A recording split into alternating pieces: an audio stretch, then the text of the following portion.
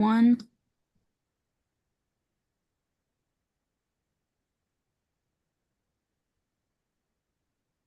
You are now live on Channel 8 and YouTube.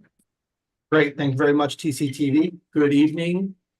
Time is now 6:30 p.m. I'm Chairman Mike Curry, and I'd like to call our Select Board Organization and Business Meeting to order on this 29th day of May, 2024.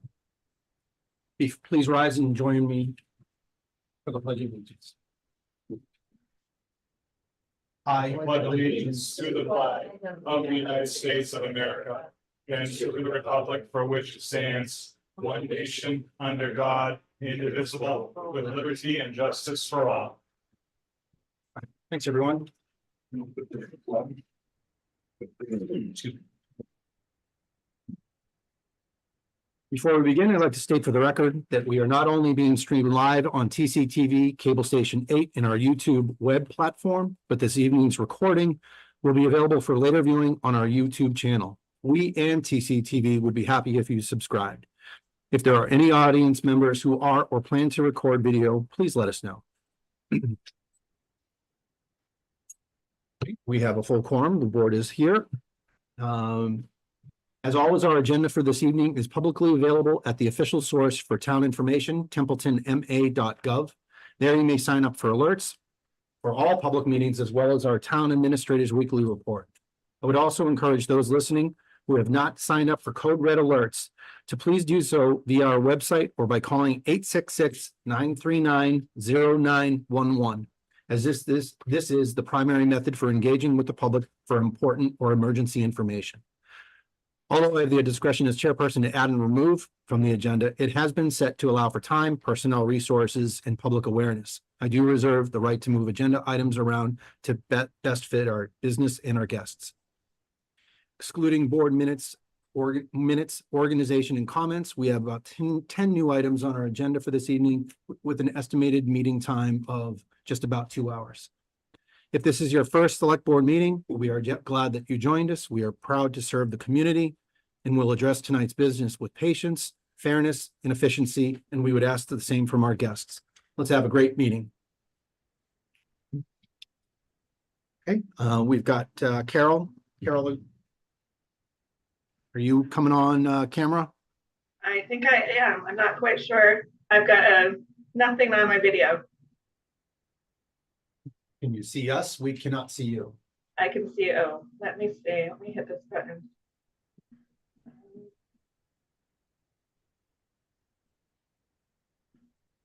Just to give it a couple of seconds. There we go. There's There we Carol. are. I imagine you're going to want us to stand.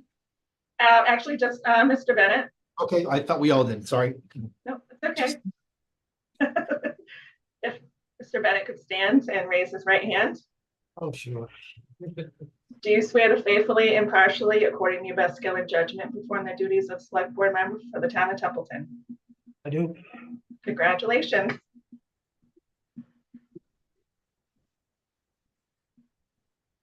Thank you. Okay, our next order of business is organization actions for the select board. The first action we have is relating to the chair. I would entertain any motion to appoint a chair. Mr. Curry. Yes, I nominate Michael Curry as the chairman of the chairperson of the board. we have a motion. Do we have a second? Okay, a motion and a second. Any discussion? I think the only discussion that I would have is I would be absolutely proud to serve another year as chair. And I think about bandwidth for all of the members, and that's not, like who gets what position, but it's like what we are bringing to the table and what we have time for, and how we can fulfill these different roles. So it's a lot of work, but I absolutely would accept that if you so vote. It's the only comment I had. Any other comments? Okay, let's bring it to a vote. On the nomination for Michael Curry as chairman of the select board, how do you vote? Tim? No. Jeff? Yes. Matt? Yes.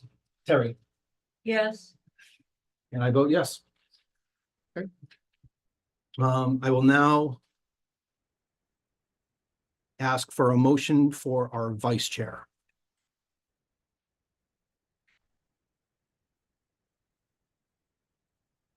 Mr. Chair, I nominate Matt as vice chair. Is there a second for Matt Rivard as vice chair? Second. Okay, we have a second. On the nomination for Matt Rivard as vice chair, is there any discussion? Hearing none, let's bring it to the vote. On nomination for Matt Rivard as vice chair to the select board, how would you vote, Tim? Yes. Jeff? Yes. Yes. Matt? I abstain from the vote. Terry? Yes. And I'm a yes as well. And lastly, at least for positions of the board, I would entertain a motion for the clerk of the select board. Mr. Chair, I nominate Tim for clerk. Seconded. I have a motion and a second for Timothy Toth as the clerk for the select board. Any dis- I respectfully decline. Thank you. Sure, why not? Mr. Chair, I nominate Mr. Bennett as the clerk. All right, I have a motion and a second for clerk for the select board. Any discussion? Hearing none, I'll bring it to the vote. The nomination for Jeff Bennett for the clerk of the select board. How do you vote? Tim? Yes. Jeff? Yes. Terry? Yeah. Matt? Yes. And I'm a yes as well. Congratulations to all. Let's move on to liaisons and committees. Holly provided us with the current tally of commitments of the select board to the various other organizations and committees. That would include Capital Improvements Committee, Education Liaison to NRSD and Monty Tech, Montechusett Regional Planning Commission, Montechusett Metropolitan Planning Organization, Templeton Developmental Center Reuse Committee, and Regional Agreement Amendment Committee. And I think we dissolved that. Yeah. So that one's dissolved. And I think, yeah. And in the packet shows who is the currently serving. And then the years of the term and members required. So as if you want to roll down them.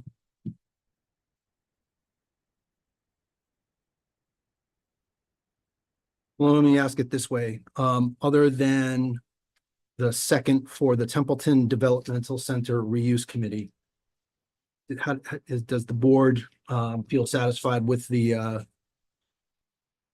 committee members as they are? Or Jeff, do you want to volunteer? Tim's on two of the Montechusett. Tim, do you want to serve on both of those? Actually, there are three, and I don't have the bandwidth during the day on Wednesdays to serve on two of those. The Okay. MRPC meets in the evening. The planning and the transportation committees meet during the daytime, and I cannot make those meetings even though they're by Zoom right now. Okay. Yeah, the MPO. Yeah, the MPO and, yep. Jeff, I think you did those before the board before. Do I did all three of them. you want to do that?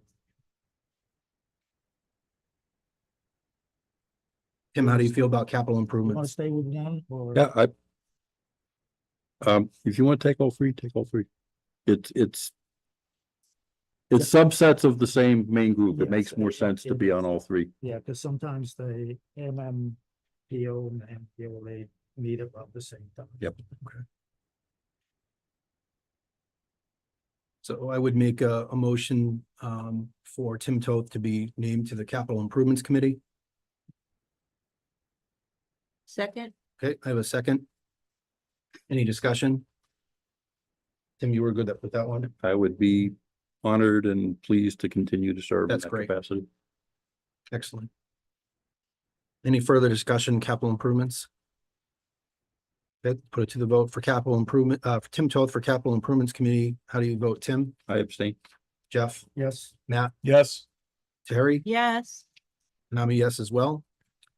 On the education liaison, I would make a motion for Matt Rivard for the educational liaison to NRSD and Monty Tech. Second. I have a motion and a second. Any discussion? And I am also honored to continue to serve That's great. as that liaison.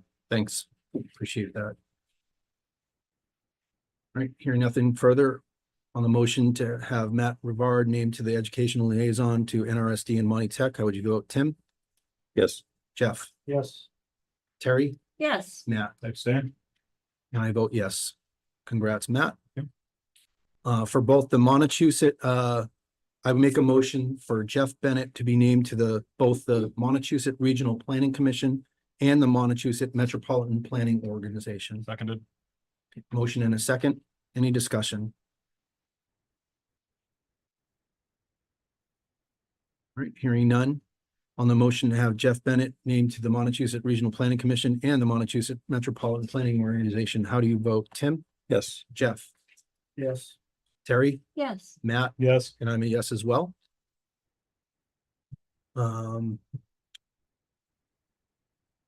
We still have, is the developmental reuse active? We've never received notice from the state that it's not. So we just kind of keep warning people, but I don't see if we're gonna need in the future. I actually have a map, the zoning out there, they ran into somebody out in the woods, I sent it out, but I forgot to. Get it on a meeting, yeah, they zoned and it's all, I think I sent it to you, Mike, because I know you do GIS. Yep. If you want it on a further Why don't I meeting, just still make the appointments, and if we need it, then the board would have acted on it. Would you take Julie's seat? Yes, I can take Okay, this. I would make a motion for Terry Griffiths and Matt Rivard to be named to the Templeton Developmental Center Reuse Committee. Second. I have a motion and a second. Any further discussion? Or any discussion, sorry. Hearing none on the motion to name Terry Griffiths and Matt Rivard to the Templeton Developmental Center Reuse Committee, how would you vote? Tim, Yes. Jeff, Yes. Terry, yes, Matt, Yes. and I'm a yes as well. Thank you for everybody taking part. Okay, the other organizational actions for the select board, other than approving some minutes right after, we have the approval of the FY 25 meeting schedule, and that is in your packet as for Echo. I had a question on this. I seem to remember last year that our annual retreat was was the fourth Thursday in August and not September. Was there a reason we shifted that, just out of We curiosity? had added that after, so it kind of squeezed it in, but Adam had suggested later in September is a little bit better. Okay. To get a financial on everything for that. My only question with regard to that is that it's, I believe it eliminates what would normally have been a business meeting. I don't know if that's something we want to do I know that our business is lighter through the summer, but once we get to September, things start rolling back up a little bit more. So I don't know if that's something we want to do to take a business meeting in September. You could always add one in September too, if you needed, if you felt that need for that. Or if it was something that needed to get done, we could just add it to that meeting. It's a public meeting anyway. Hmm. So if there was something that was pending business, we can just add it to the agenda. True. Otherwise, you just try and push it to something, the earlier or the later meeting. But did we normally put the all boards meeting usually does not go on this. That was the only thing observation that I had. That's on the countdown to town meeting. Okay.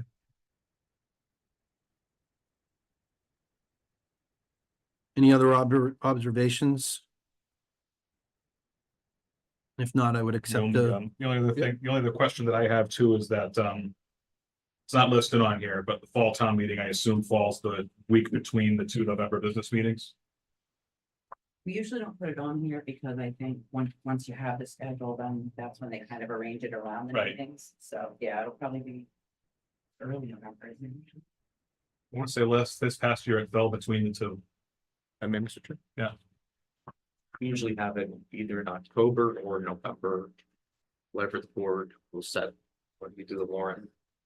But that's generally the area falls for our special town meeting. Fall. Well, the other reason I say that too is because on here is listed approved fall town meeting warrant for the business meeting of October 9. So that would rule October out of the fall town meeting, the warrant has to be posted for X amount of days.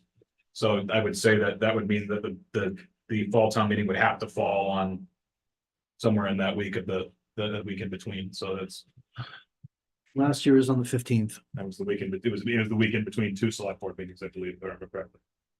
It was the third week of the. It was the third week and the fourth week is at Thanksgiving week. Which this year it's not. This year's Thanksgiving is exceptionally late. Actually, I think it's late on the calendar as it can be. It is the 28th. The 20th is actually, yeah, that's actually a legit meeting. November 6th is the first Wednesday of the month. And then November 20th is the,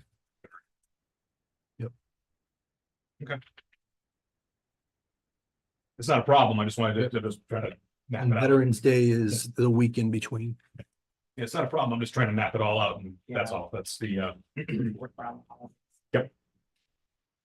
We can still have any other discussion. I'd like to entertain a motion to approve the meeting schedule for fiscal year 2025 as presented, as presented. so moved.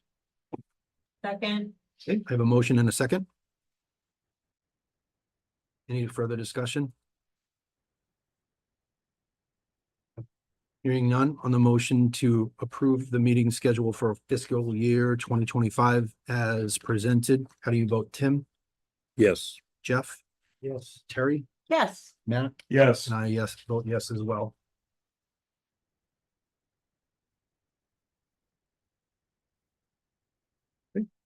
Up to item 5, approval of meeting minutes.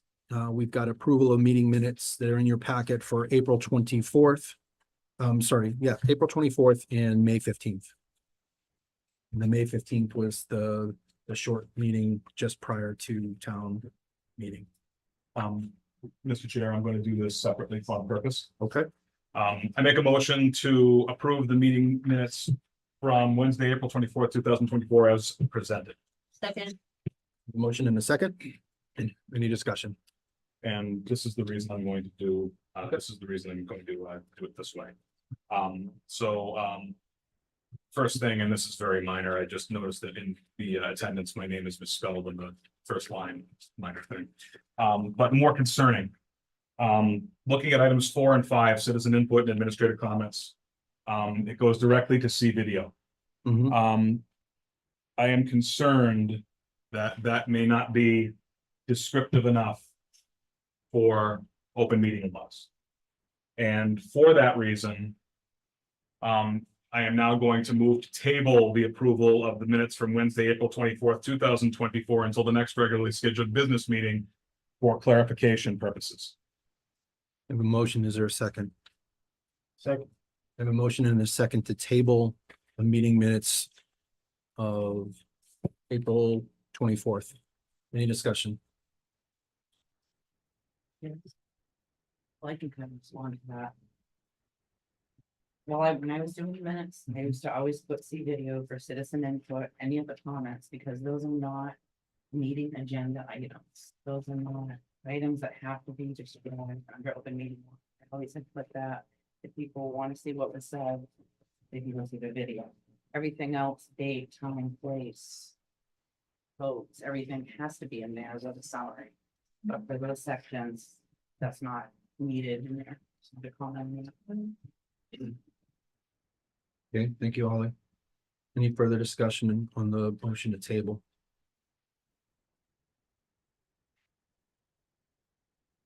Hearing no other comment on the motion to table the approval of minutes of April 24th. How do you vote, Tim, Yes. Jeff, Yes. Terry, no, Matt? Yes. I vote no. That motion carries to table the minutes until the next meeting. Or to table them. Okay, we still have a set of meeting minutes for May 15th. Entertain a motion to approve those meeting minutes. so moved, Second. Motion? So second. Yep, Tim seconded that. Okay. Any discussion? Approval of meeting minutes for April 15th. Hearing none on the motion to approve the meeting minutes of May 15th, how do you vote? Tim? Yes. Jeff? Abstain. Terry? Yes, Matt? Yes. And I vote yes. Passes. Thank you. No executive session minutes. We are now up to number 6, which is citizen input.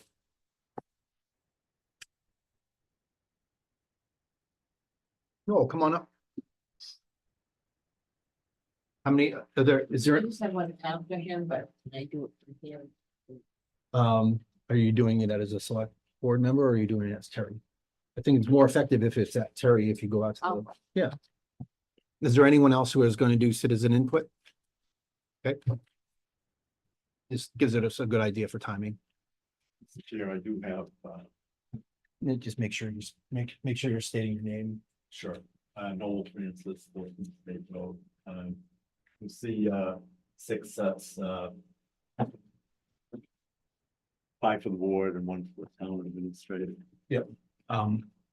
Would the, please, make sure that this is, entered in the, minutes as, documents reviewed.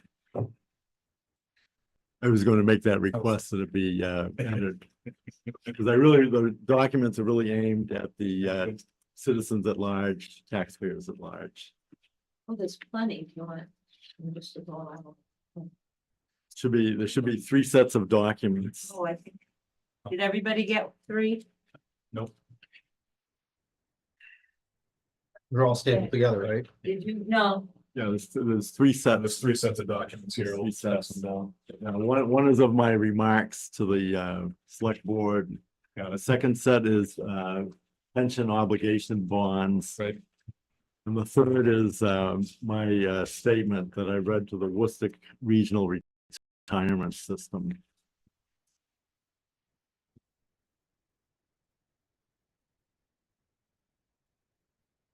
Oh, wait a minute, that's mine. Now, I apologize for any confusion. No problem, Nicole. Glad you're here. Appreciate your effort. If I may, Mr. Chair. Absolutely. Okay, again, Noel Francis, 14 State Road, Ballinville, Mass. I'm speaking as a private citizen more than as a member of advisory. And I have 3 items that I would like to address tonight. First of all, before I do start, congratulations, Jeff, on being elected to the board. I will miss you. I really, you did great research. And I will miss serving with you.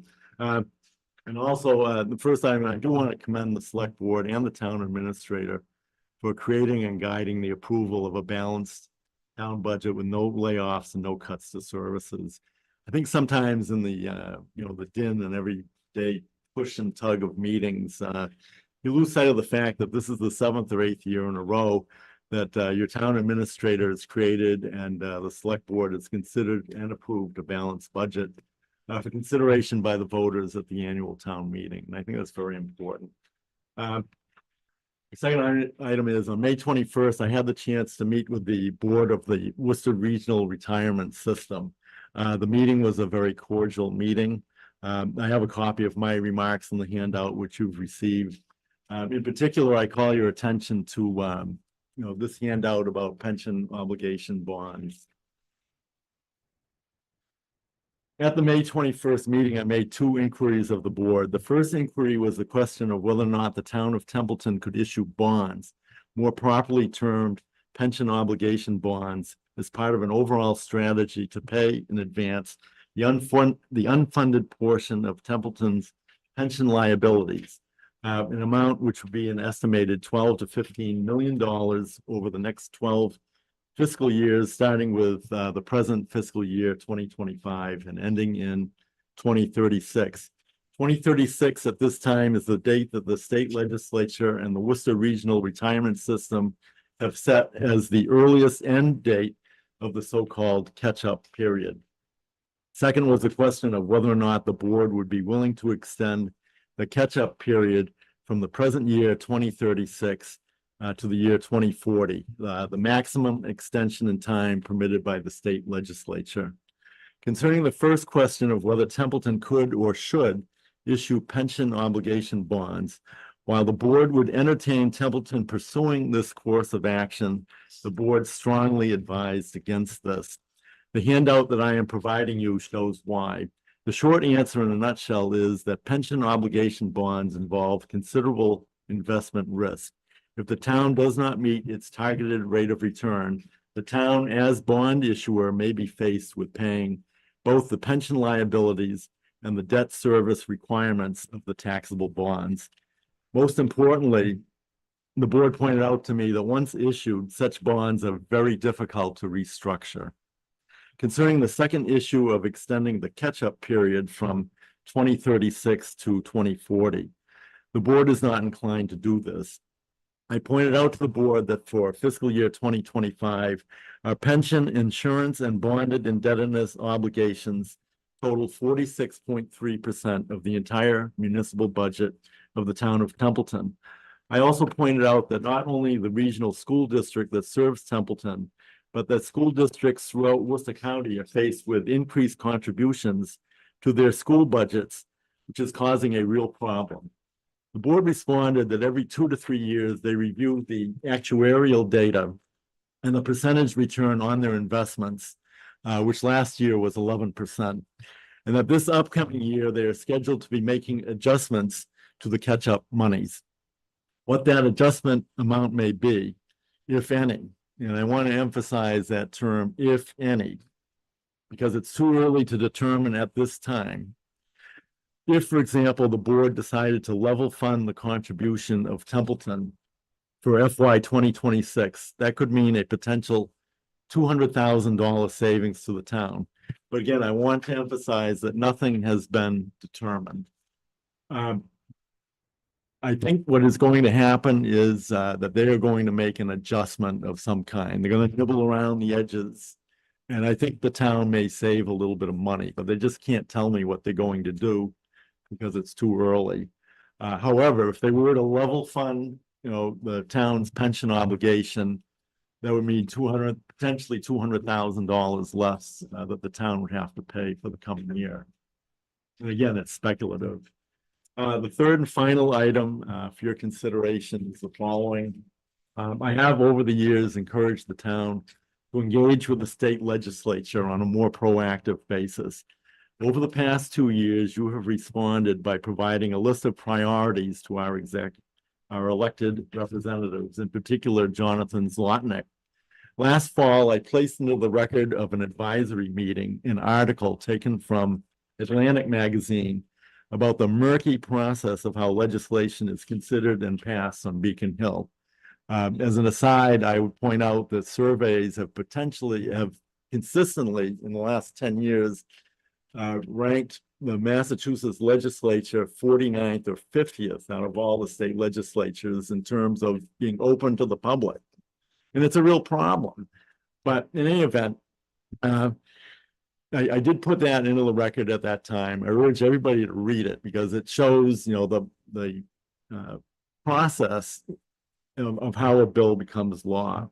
And more recently, the Gun Owners Action League goal, they created a website called processmatters.org, outlining how proposed gun control legislation, which had widespread public opposition, it shows how that was split into numerous unconstitutional bills and then passed by what can only be called legislative sleight of hand. The process is the process. We need as a town to work the process. All you have to do is look at the last town meeting articles and you will see that not working the legislative process properly harms our town fiscally year in and year out. I really don't want to belabor the point. I do want to make a suggestion, and that suggestion is this. There's really 6 people, who we really need to talk to as a town. And that is the Speaker of the House, the Chair of the House Ways and Means Committee, the Speaker of the Senate, the Chair of the Senate Ways and Means Committee, the Governor, and the 6th person, which I didn't mention in the remarks, will be Ann Goby, who I think is a really tremendous addition to help our town. the suggestion that I have, and I ask that you consider it carefully, is that, I suggest that, we now have a grant writer. And maybe you might want to increase the compensation of the grant writer by an additional $5,000 to $10,000 per year. And expand the duties of the grant writer to require that he or she meet with these 5 or 6 key, players in the state budget each year. I think this may do a lot to help, the problems that we have in, communicating our budget priorities to the state. And that's all I have. If you have any questions, again, I've entered the written statement for the record. Perfect. Thank you, Noel. All right. Yeah, thank you all very much. It's a lot.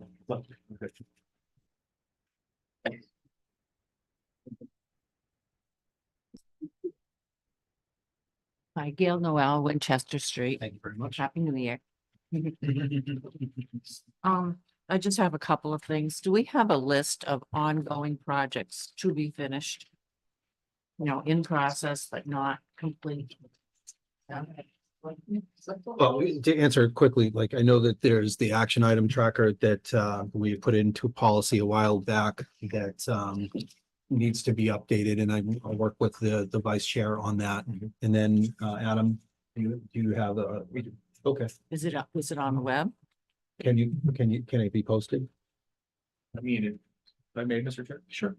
It's, when you look at the budget versus actual and all the ARPA projects, they're all listed there, as well as community preservation projects. So we're just trying to get all those tackled. We have a long list of projects that we're working on. I'll talk to the TA about how we can use the action item tracker to be able to update Right. on the bigger rocks. So like as for instance, what's the status of Royalston Road North? Good. Yep. People want to know. Mhm. And what's the status of the dog situation? Was Adam is the- going to appear. was the action taken? So I can tell you very quickly that the dog owner appealed, and Adam is going to appear on behalf of the town in a district court. Thank you. Like I happen to know that. What else did we? Okay, thank you. Appreciate it.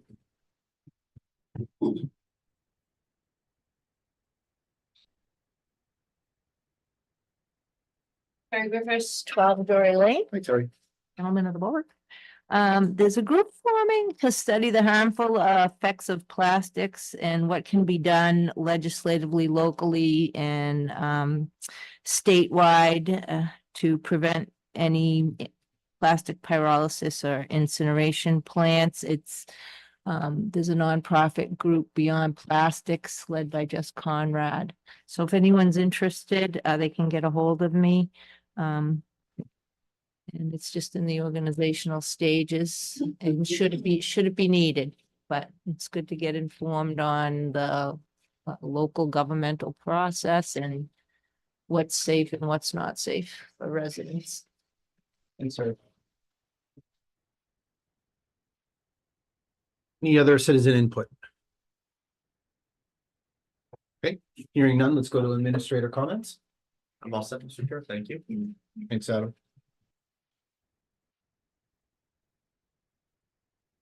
All right, we are on to new business. We have no introductions of new employees. We do have some appointments. We've got Conservation Commission and Board of Registrars. All right. First, we have Joan Burdin and Amanda Suzzi for the Conservation Commission. I'd entertain a motion. You here? Joanne? No, Joanne's here. Yeah. Yeah, Amanda is not. I do. Hello. I'd entertain a motion. Mr. Chair, I move to approve Joanne Burdin for the Conservation Commission Second. for a 3-year term ending on 6/30/27. And you'll second. Thanks, appreciate it. I have a motion and a second for Joanne Burdin to Concom. Any discussion? Welcome back. She brings a lot to the table. Absolutely. I'd like to thank you. I'd like to thank her for I've never seen like a I've seen community interest forms, but never like a resume like that before. So thank you very much for that. Very professional. Yep. Would you like to say anything, Joanne? No, just, glad to come back and help for our meeting. Absolutely. Okay, hearing nothing further on the motion to appoint Joanne Burdin to Concom for a 3-year term ending on June 30th, 2027. How would you vote? Tim? Yes. Jeff? Yes. Terry? Yes, Matt? Yes. Sorry. I said Jeff again. I'm looking for 2 votes from Jeff, and I'm a yes vote as well. Certainly, folks, he was time. I'd also entertain a motion for Amanda. So moved. To Second. appoint Amanda Suzzi to the Conservation Commission for a 3-year term ending on June 30th, 2027. so seconded, Yeah, I got Tim seconding it. another score for that. Absolutely. Concom. I think I read it correctly. She now has her PhD. Yes. Yep. Yes. Dr. So thank you, Dr. Susie. Okay, hearing nothing further on the motion to appoint Dr. Amanda Susie to the Concom for a 3-year term ending 6/30/27. How do you vote, Tim? Yes. Jeff? Yes. Terry? Yes, Matt? Yes. And I'm a yes as well. Thank you to both of you. And let's see. Town clerk is not on, so the document.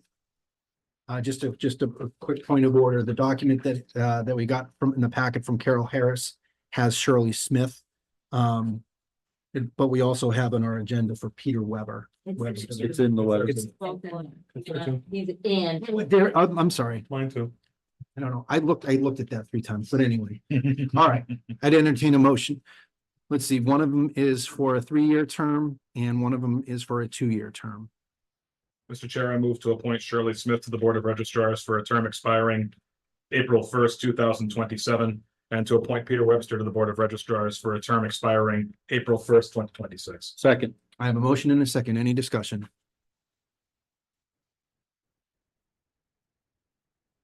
Hearing none. On the motion to appoint Shirley Smith to the Board of Registrars for a 3-year term expiring in 2027 and Peter Webster to the Board of Registrars, their term expire for a 2-year term expiring in 2026 as presented. How do you vote, Tim? Yes. Jeff? Yes. Terry? Yes, Matt? Yes. And I'm a yes as well. Thank you to all those excellent volunteers. All right. Great. I would entertain a motion to enter into public hearing with action related to Templeton LLC gravel pit renewal. so moved. Second. I have a motion and a second. Any discussion? Hearing none on the motion to move into public hearing with action related to Templeton LLC gravel permit renewal. How do you vote, Tim? Yes. Jeff? Yes. Terry? Yes, Nat? Yes. And I'm a yes as well. We are in public hearing as of 7:09 PM. Hi, Karen. How are you? Hi, thank you, Mr. Chairman, As you, for the board. thank you. It's basically your presentation. Any questions from the board? If there are any oppositions to the renewal of the permit, well, I'll allow that. Again, board members can ask questions of any opposition. I'll then ask for your recommendation. One last go for the board with any questions. We'll come out of public hearing and then we will make a determination. So Okay. floor is yours. Just make sure your name and who Absolutely. you're representing. So my name is Karen Hubeck. I'm President, CEO of Bond Construction Corporation, and we are a 4th generation sand, gravel, and asphalt producer, and our headquarters is located in Spencer, Massachusetts. The permit would be under the name of Templeton LLC, which is owned by the Hicks family, and that LLC was developed several years ago. Bond is actually doing the earth removal on the Gavin Road pit. We were issued and went through all the proper channels with the town of Templeton 3 years ago to establish an earth removal permit. For many, many years prior to us, there had been a lot of different earth removal that had been done there. the original permit expired, and so we did start from scratch once I was approached from the landowners. Everything has been going exceptionally well. We do have several other raw pits that we haul out of. All of 2023, we were busy hauling other places, and I had other obligations, so we actually didn't haul anything out. So really, I'm in front of the board at this point, looking to renew this earth removal permit for an additional 3 years. Go ahead. I'm sorry. And obviously, under the jurisdiction that, the town has put in front of us, we always have really tried to make ourselves available to the town if there's any issues, concerns. Same thing with the abutters, and just try to always conduct our business in a very professional manner. Terry, you sounded like you had a question. No, I was just saying good night and all, sorry. Oh. No, but I've heard all great things. It's the lock box gate. I mean, no complaints from the butters. They're very comfortable talking with Karen, and everything's working out good. She's concerned about safety. I went out 3 years ago, Adam, I think you and Bob and I went out, and Terry, think- like, yeah, it's more of like deliberation. Like, we're just asking questions at this point. That when we go to deliberation, definitely offer that as your, yeah. Thanks. Thanks, Terry. Appreciate it. Could you speak to your involvement with the town since the last time the permit was granted? Like how often, good communication, Well, there's bad always, communication? no, I mean, there's always open communication. There hasn't been any issues. Nobody really has contacted me I'm always available if anybody ever wanted to come in and to do a site visit. We do get inspected a minimum of twice a year from from MSHA, which is the Mine Safety and Health Administration. And it was really just like 2.5 weeks ago, we did have the federal inspector come in, and they don't normally do letters, but I asked him, seeing that the permit was coming up for renewal. So hopefully you do see that in your packet along with his card in case you ever had any No. direct questions. Want that to enter. Yep. Yeah. Is that a copy we could have? If I could just. Yeah, my- Oh, sorry. Never mind. Okay. You wanna pass them down? Oh, you have more Yeah, than they one. kind of size. Yeah.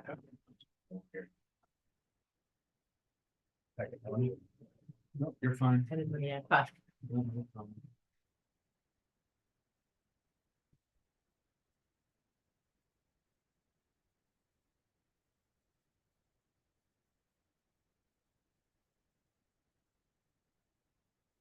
So in mining, there's many different levels of regulation that we're under.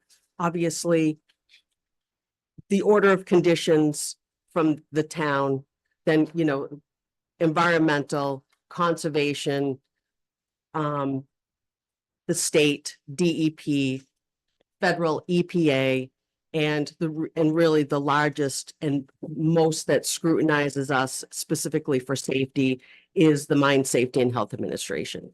They come in, they show up at my main operation unannounced. And they want to see what's going on. They want to see where we're active, and they do full inspections. These gentlemen have the ability to shut us down immediately. So, there are a lot of layers to what we do. And, I think as a business owner in a small business, it is a very safety conscious work environment. I would certainly never want any of my employees to be hurt. So safety is really the greatest thing. So we have a great relationship with MSHA because we strive to be a safe mine. Thanks, Karen.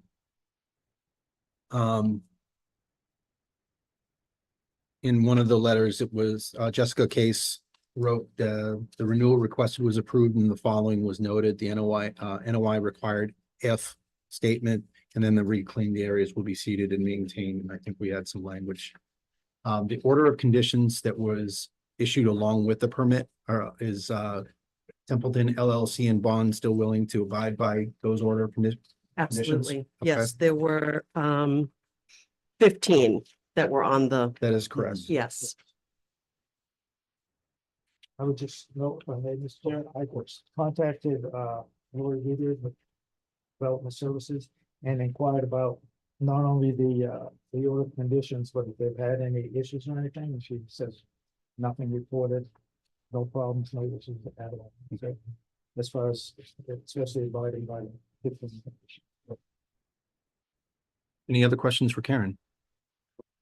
I just have one quick one. Of course. Looking at the application for permit down at the very bottom. The doctor's hieroglyphics looks eerily familiar from the signature of applicant to the signature of property owner. And I'm just curious why that is.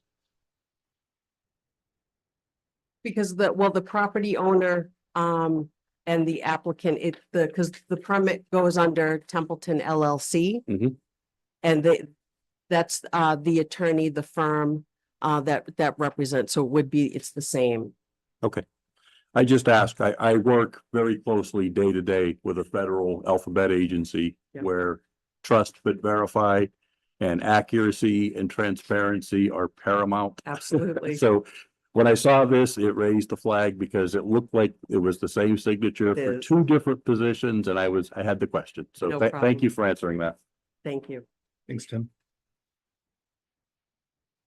Any other questions for Karen? Okay, I'll ask you for a closing statement anyway. Is there anyone here to speak against the renewal of the permit? Okay, hearing none. Obviously, there are no questions for the board for opponents. Final remarks and a recommendation. Well, I would just like to say thank you. And I mentioned this when I first walked in. I have permits with many, many towns. And being in Templeton is a pleasure. Your department heads are stellar. They're professional. And I'm just really honored to be here. And, looking at it, we're a member of the community and we would always be here if Templeton ever had a need that we could help with. So, Mr. Chairman, what I would ask would be for a renewal of the permit for 3 years. Great, thank you, Karen. Any go backs or any final questions? Okay, I would entertain a motion to come out of public hearing. So moved. Okay. I have a motion and a second to come out of public hearing. Any discussion? Hearing none on the motion to come out of public hearing. How do you vote? Tim? Yes. Jeff? Yes. Terry? Yes. Matt? Yes. And I'm a yes as well. We are out of public hearing at 7:18 PM.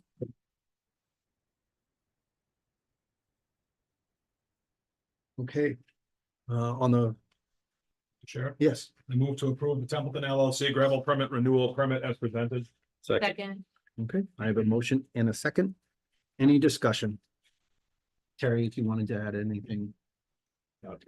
just you run a great operation and we thank you for that. The trucks are quiet, they're respectful. It's up, the lock box is up, the safety of your workers, but not only that, some of the kids that used to try to, There's a lot. that come in. Yeah. Yeah. There's still a lot. And that I would have to say would be a large concern of mine, especially as we go forward and we're doing more reclamation, because as we're looming some of the slopes, they're going up over the slopes, as we're actively mining, things change. And, it is a concern. Could we put Anything I don't want else? to add, I mean, we're out of public hearing, so I don't want to add any other information. I just wanted you to give an opportunity to say that, you know, that you had some. eyes on Everything this. was worked out Yep. well 3 years ago, all the reclamation and what can be used for reclamation. She's using good quality materials. It's all materials that are there on site. There's a lot of loom that's there, so that's what we use. Appreciate it. And Jeff, thank you for adding, you know, doing the research on the order of conditions that the 15 order conditions that went along with it. Thank you. I appreciate that. Any other discussion on the approval of the renewal? Gravel permit. All right, I'm gonna bring it to a vote. On the motion to approve the Templeton LLC gravel permit renewal as presented, how would you vote? Tim? Yes. Jeff? Yes. Terry? Yes, Matt? Yes. And I'm a yes as well. Congrats. Wonderful. Thank you very much. You're welcome. thank you. All right, Emily, we'll do do a I- quick room reset and get ready for the next hearing. you want me to come up tomorrow? Okay. No? Thank you very much. Oh, I'm sorry. Welcome. Nice I'm evening. like pointing to you guys. It's about it's the whole hearing. All right, I would entertain a motion to enter into a public hearing with action related to a poll hearing for 16 School Street. So moved. Second. I have a motion and a second. Any discussion? Hearing none on the motion to enter into public hearing related to a poll hearing for 16 School Street. How do you vote? Tim? Yes. Jeff? Yes. Terry? Yes, Matt? Yes. And I'm a yes as well. We are in public hearing as of 7:21 PM. Good evening, Tom. How are you? Good evening. Great. I do have that. You saw that I'm prepared to throw that up on the screen just so we could have it as a talking point, as like probably the main talking point. But just like we did with, just like we do with all poll hearings, start out with your name, your position, and then your presentation. Good evening, Tom Berry, Light Superintendent, Templeton Light. I'm here tonight, requesting, the relocation of, 3 poles on School Street. That'll be, we are joint owned poles with Verizon. They're, both the same number, pole numbers 2, 3, and 4. As you're aware, there's 2 projects going on School Street. The first being the reconstruction of the road, and replacement of the water main. That project includes some minor road widening, so the poles have to move for that. And also for the proposed apartment complex, the Ballinville School Apartments at number 16 School Street. We have to move the pole adjacent to that building also to serve as a pole for the, that'll serve the riser for the underground feed for the electricity and for the communications. So that's what we're looking to do according to the drawing that I submitted. Any questions for Tom?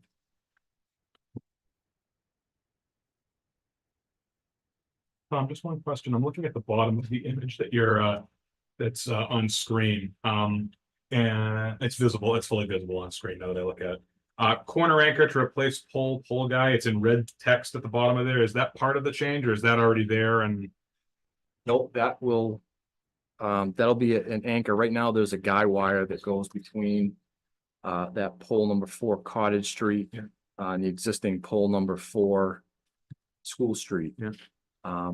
Seeing the existing number 4 School Street is gonna be removed with the new one, just above it. We're gonna eliminate that and just put we saw that we were able to just put a corner anchor with a guy wire there. Okay. Because it is a corner for the wires on Cottage Street. That's the purpose of that anchor.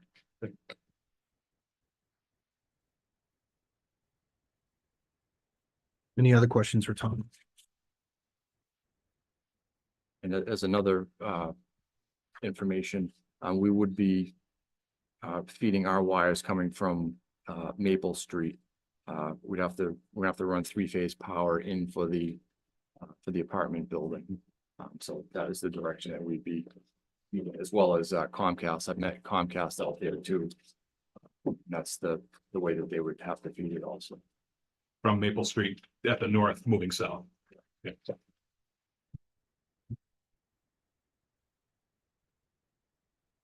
Any other questions for Tom? Do we have any opponents to the presented pole relocation plan? Okay, hearing none. Final thoughts and your recommendation? Respectfully request that you approve the locations as presented. Thank you, Tom. There aren't any last questions for Tom. I would entertain a motion to come out of public hearing. So moved. Well, seconded. I have a motion and a second to come out of public hearing. Any discussion? Hearing none on the motion to come out of public hearing. How do you vote? Tim? Yes. Jeff? Yes. Terry? Yes, Matt? Yes. And I vote yes as well. We are out of public hearing as of 7:25 PM. And on the previous action, I would entertain any motion that the board sees so fit. Mr. Chair, I move to approve the relocation of the light pole at 16 School Street as presented. Second. Okay, I have a motion and a second. Just to clarify, that'd be 3 polls. Yep. We have a plural. Yes. Poles.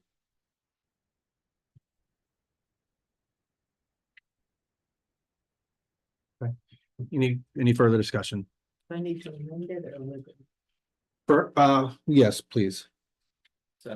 Yes, As amended, 3 polls? Yep. As Tim? amended. Yes, second as amended, 3 polls on School Street. thank you for the clarification. Do you want them named 2, 2, 3, 3? No, it's just, I think he just heard me that we said poll rather than plural. Thanks, Tom. Any further discussion? Hearing none on the motion to approve the relocation of the light poles as amended in the motion at 16 School Street as presented and amended. How do you vote? Tim? Yes. Jeff? Yes. Terry? Yes, Matt? Yes. I vote yes as well. Thanks for coming tonight, Tom. Good, thank you all. Welcome. Thank you, Tom, and good night.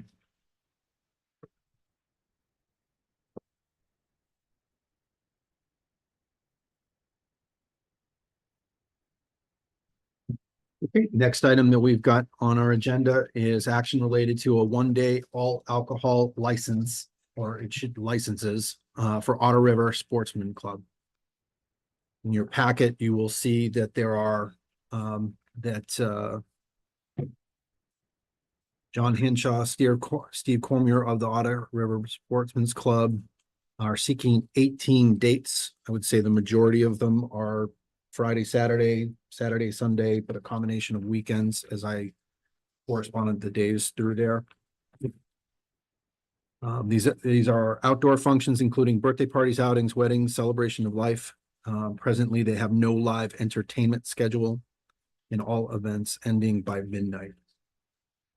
And they signified by saying no entertainment.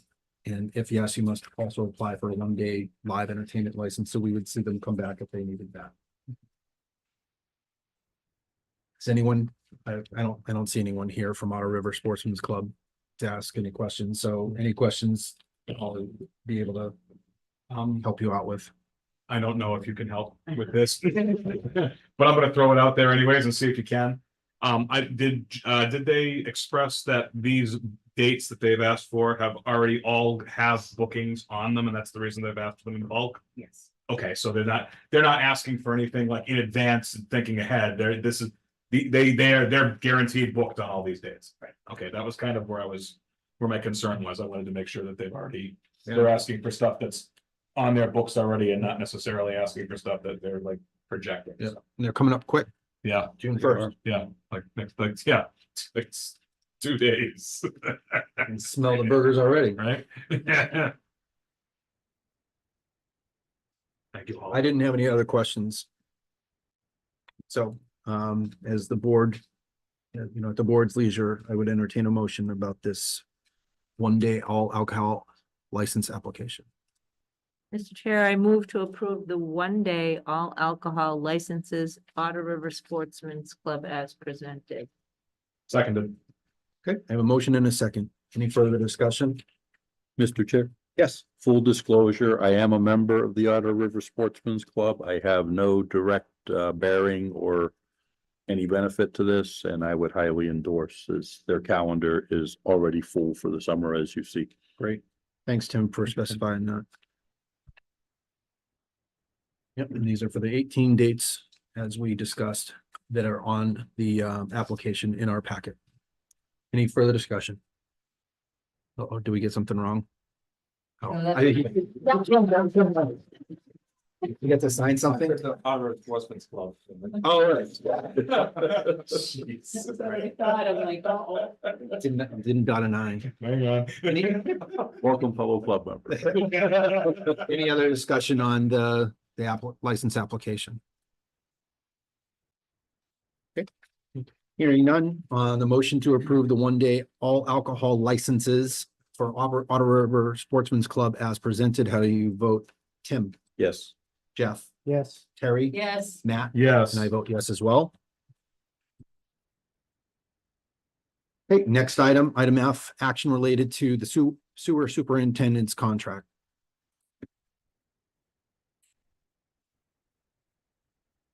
Okay, that is in packet. Adam, are you presenting it all or? I can, Mr. Chair? Yeah. You have in your packet is the agreement between the sewer commission and the superintendent, sewer superintendent. The funding is really for the salary and benefits portion for the select board. That way Mr. Curry can sign the contract and then note to this is to tie it into a fiscal year basis contract. Because his other contract wasn't the same. It was a fiscal year, like this, aligning. Okay, and this is fully negotiated? And I Correct. see that it's signed, By the. but, yep. If I may. Mhm. Through you, Mr. Chair, to the town administrator. So there's two things I would like to clarify quickly. So number one, you are stating that this contract would take effect July 1, 2024 with the start of the fiscal year and run 3 years, it would seem? Correct. Okay. And number two, just to clarify on the funding source for this, because this is the sewer commissioner, this comes from the sewer enterprise. This is not a direct funded by the town, correct? Correct. Okay, thank you.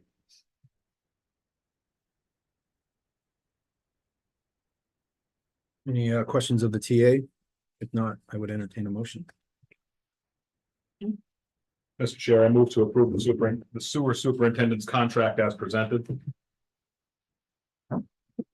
second, All right, I have a motion and a second. Any discussion?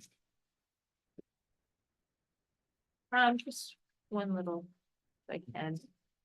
I like the comment, the commission in such an annual performance drill shall assess superintendent's performance as measured by annual plan of goals and objectives. It's a good contract.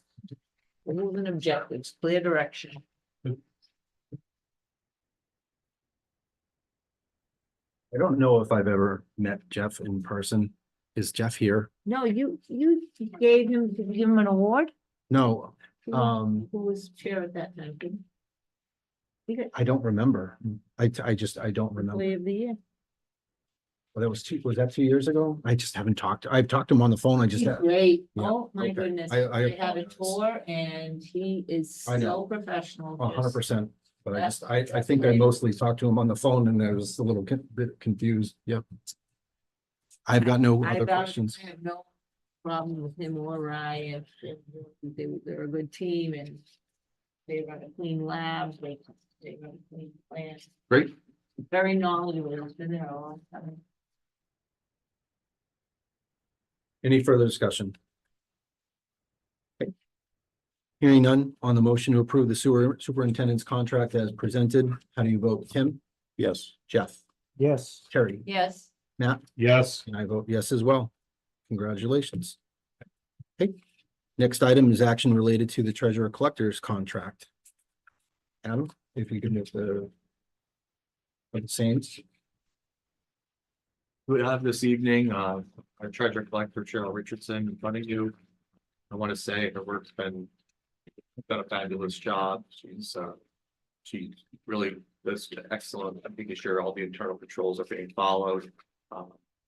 You know, it just makes me very appreciative of the fact that we have such a skilled professional in this position. I mean, you see what happened in Orange, which was horrible.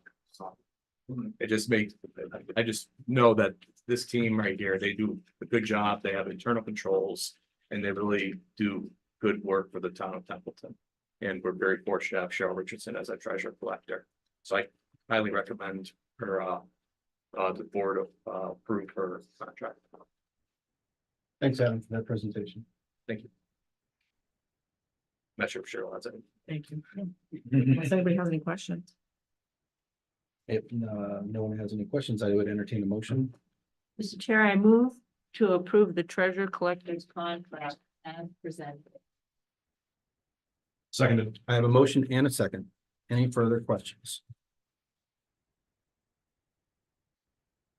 Mr. Chair, just an observation. Yes. This is the second contract presented between the town of Templeton and an individual. These both start off more of a proclamation. The first one was actually countersigned by you. It was signed by the commissioners for water and sewer. Hmm. This one I see is going to the town administrator. And I'm just questioning the legality of wording it in such.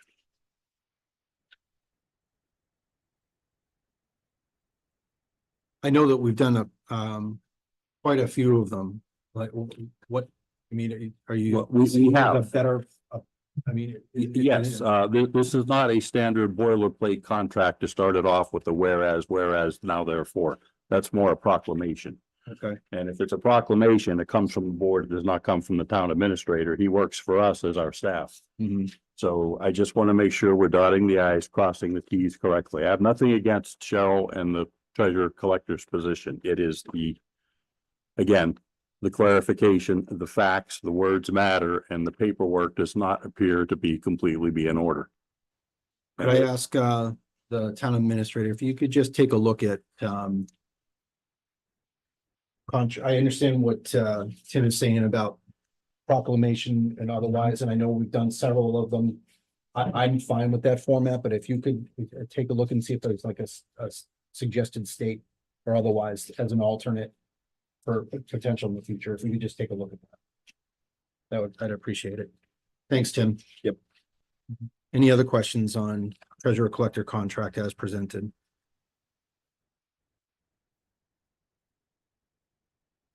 Hearing none, on the motion to approve the treasurer collector's contract as presented. And for, how do you vote, Tim? Yes. Jeff? Yes. Terry? Yeah. Terry, yes from Terry. Matt? Yes. I'm a yes as well. Congrats. Thank you. Appreciate it. Thank you, Cheryl. Thank you. Thank you, Cheryl.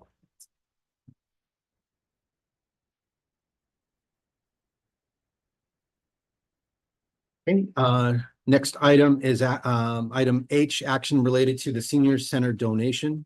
We have a letter from Jackie Prime in our packet. Dear select board members, this is written on April 22nd. Please consider a vote to accept a posthumous donation of $200 from Claudette Babineau. Claudette was a frequent passenger in our transportation program and was very appreciative of that service. I'm sorry to say, but I did see in the Gardner News that Claudette did pass away on April 17th. So this posthumous donation is very well. We're very grateful for that donation. Mr. Chair, I move to accept the senior center donation as presented. Second. I have a motion and a second. Any further discussion? With our condolences to the Babineau family and their gracious thanks for the donation. That's a nice thing to add. Thank you. Absolutely. Okay, on the motion to accept the senior center donation as presented, how do you vote? Tim? Yes. Jeff? Yes. Terry? Yes. Matt? Yes. And I vote yes as well. Okay, next item is item A, action related to the James E. Wilson versus Town of Templeton et al. Settlement.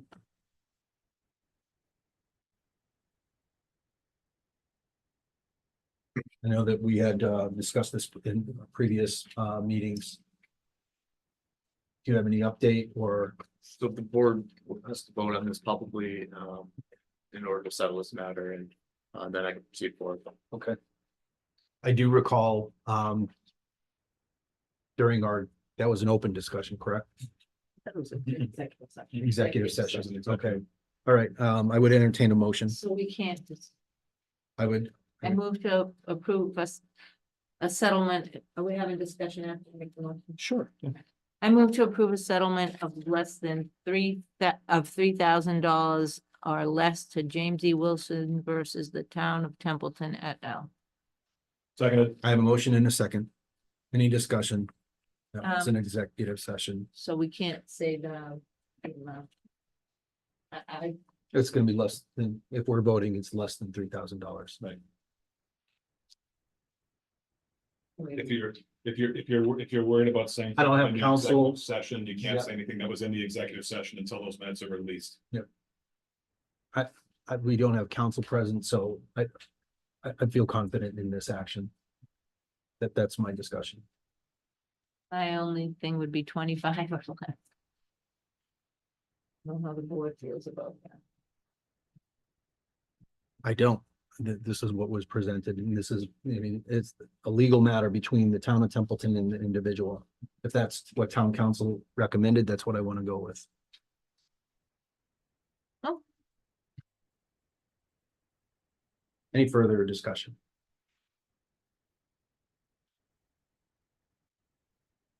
Hearing none on the motion to approve a settlement of $3,000 or less to James E. Wilson versus the town of Templeton et al. How do you vote, Tim? No. Jeff?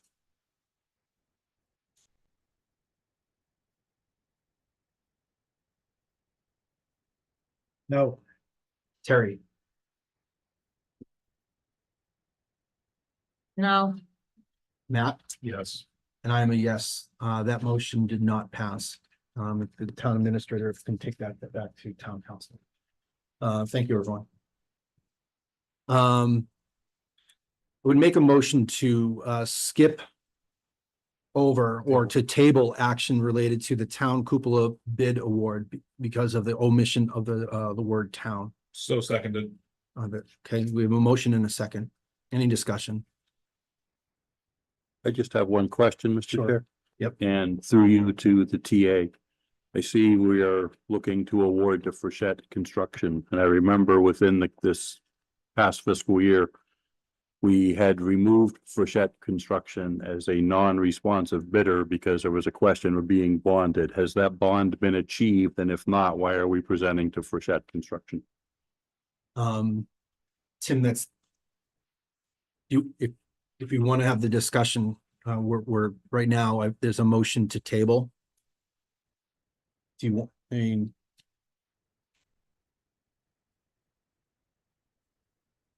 does the board want to allow that question? It's a motion to table, but if the board wants to hear the answer, I'll allow it. I think that question would be more appropriate under a situation where we were actually moving to award as opposed to the current motion. I think that at this point, that question should not be entertained. Tim, can you wait for the answer on that one? Sure. Okay, Thank you. okay. So discussion on tabling. Any further discussion on tabling? All right. On the motion to table action related to the town cupola bid award, how do you vote? Tim? Yes. Jeff?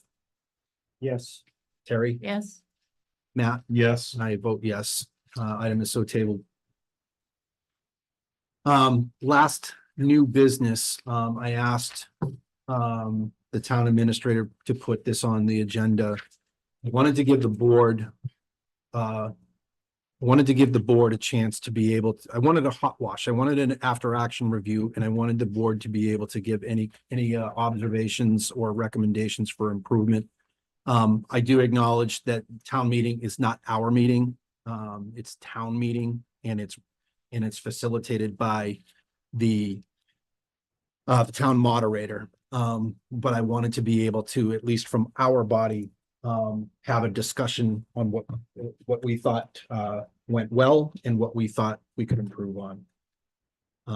I did have some items, but if anyone else wants to start. If you don't want to share anything, I know that we had some Gail, once she saw that on there, she sought that as an opportunity. So I'll allow her to after the board has any thoughts on town meeting. I have a couple. Sure, absolutely. First of all, yeah, you're correct. Town meeting does not belong to the Board of Selectmen. Yep. However, the Board of Selectmen does place and vote on the warrant articles that will be in front of town meeting. And I'm of the opinion that how those articles are presented, how they are written, can greatly affect town meeting. Also, regarding the town's website, I think we do a poor job of putting that information out there. Having it on the main, you type in templetonmass.gov. Prior to town meeting, that should be at the top of that main page, and it should be there until town meeting is over with.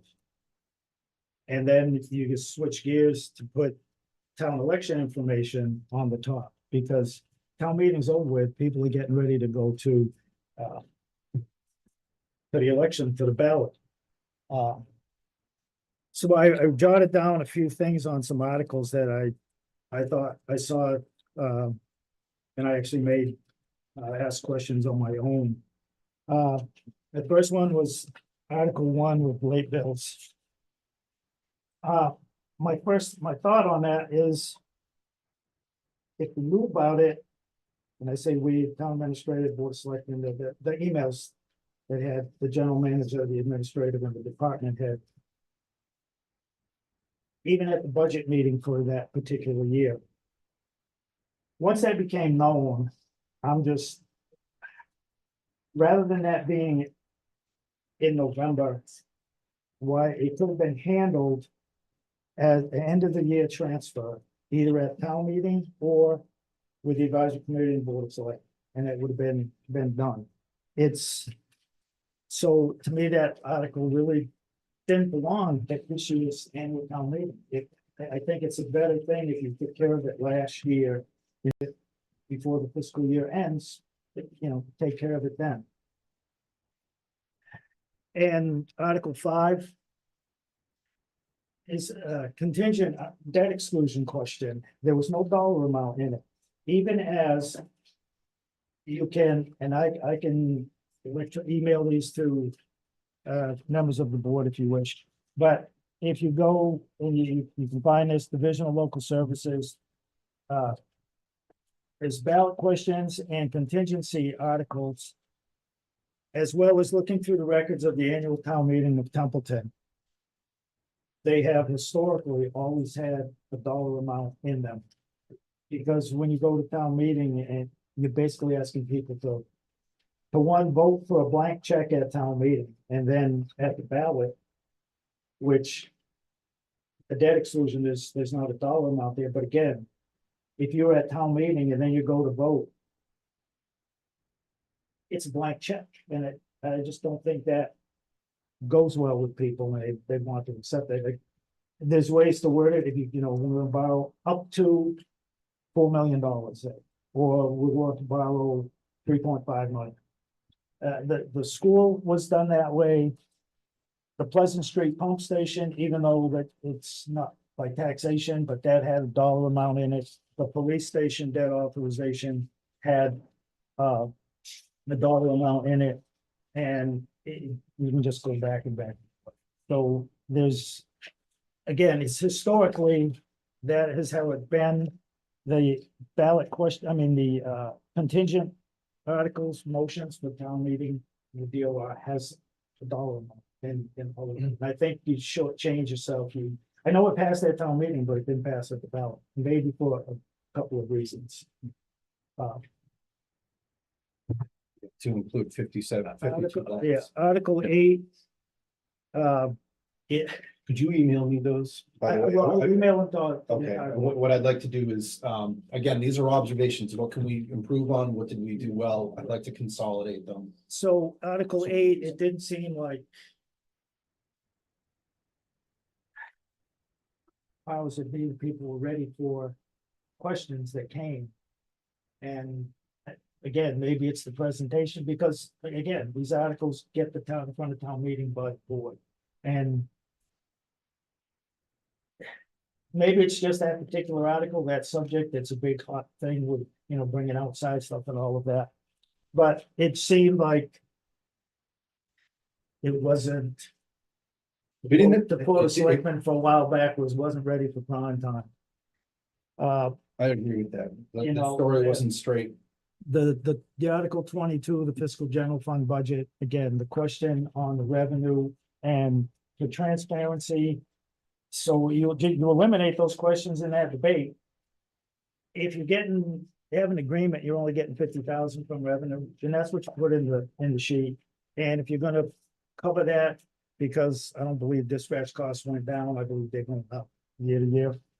If you're gonna use revenue for something else to make up that 20,000 that you're losing from the previous year, put it in the sheet, so it's there. And again, to me, that's better. A better presentation, and it bodes transparency. Rather than it looks like a sleight of hand. That's how I saw it. That's.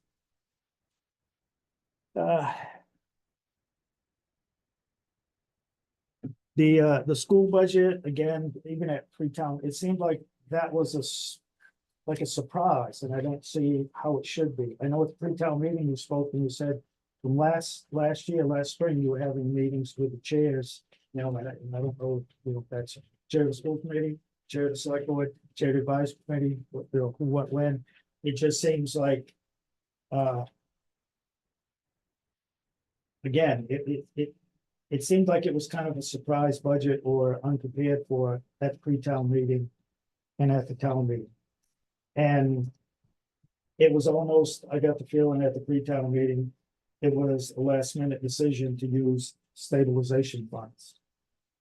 The last time I called, taking stabilization funds to support the general fund was, I don't know, 2009 or 10, where it was used to pay the town's retirement. The part of the motion was a chunk of money from the general stabilization fund to pay the Worcester County Regional Retirement System. And I don't think that bodes well, and next year is gonna be here real quick. Yeah, I agree. So things need to be socialized earlier rather than surprises And as they're perceived as a yeah, surprise. and the non-binding question, I think, it's been on there twice, in November special and the annual. We spent 50,000, whatever it was, for a study, and it has, options. It's kind of like, the board gets paid to make a decision to put something in front of the people. It's like, do or get off the pot, something, we should make the decision. We spent a lot of money for a solution. Perhaps maybe have mail something out to people or ask them, or you can't make people come to a meeting, but this board and they planning board, however you want to lay it out.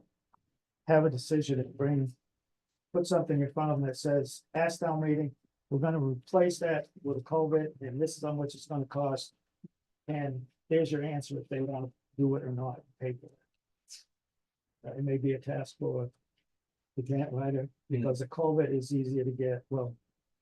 It's not as wishy-washy as the small bridge thing is, because the parameters for a small bridge, whereas a culvert. The funding opportunities through state grants might be easier to come by, but. Is the plan next year for a special town meeting to ask for another non-binding question? We should, Yeah, I I have something in my list So- that speaks to that as well. those are my things for a town meeting. Okay. And if the election comes up, I have a thought on that as well. Yeah, and you'll notice that I did put town meeting and election. Because I wanted, again, whatever our hot wash was afterwards to talk through these things, like whether it's process or content, and you focused a lot on content. I just wanted the board to be able to at least just talk through. Because I think the content gets attention. It's clear as possible and as advanced as possible. I think the better it is. From somebody who sits in the chairs and in the auditorium, that's as an attendee at the whole meeting. You know, and the question at the bottom of the sheet, I don't know if that's by design or otherwise. I know that there were 52 blanks for that, and you know, I know that we had some items out there. You know, the TCTV video had 25 views on it. I know there was some discussions on like what, you know, the pieces and parts of it. But again, I focused on that last line. It was way at the bottom after you voted. And we had 52 blanks and we lost, or I say we lost, the vote for the debt exclusion was lost by 4, 6, something. Two, right. It was when I figured this on the website, it's 65 blanks and it failed by 2 votes. So, and I question whether maybe people did not see it down there at the bottom. I think you don't can make know. that speculation. I do know that that's a strategy for the positions, you know. Oh, blank, you know, just leave blank, you like one, they don't like the other, whatever. But to me, I think a ballot question on the debt, you're either yes or no. Leaving it, I think perhaps maybe people did miss it. Thanks, Jeff. If anyone wants, do you mind? No, I don't mind at all. Mind if I- This is Go ahead. what I wanted to do. So a couple things in my mind, and I concur with Jeff's thought process on the debt exclusion at town meeting. I know that at the ballot, there's no number on the debt exclusion, that's fine. But I think we did ourselves a disservice at town meeting by not having the numbers, which we knew. We know that it's estimated right now, but This, you get the right, point. you're not finger pointing tonight. No, I'm not finger pointing. I'm just saying we knew the numbers. We did ourselves a disservice by not putting them out in front of the people for a better understanding. Okay. Mea culpa. Where none of us is perfect and we can do better. I was also concerned about the way that the vote went on that same item. And I don't know if this is something that we can. I don't know if this is a requirement by the state that on a ballot question must be at the bottom, or if it could be at the top of the ballot, so it's more present for people to see immediately. It might be something for us to consider moving forward, that maybe we should, as long as we're not, obviously, you know, as long as we're not breaking state laws or anything like that by doing it, should we have the ballot questions at the top of our local ballot, or our local ballots moving forward? The resident just said online, you know, they didn't understand the question. So, I'm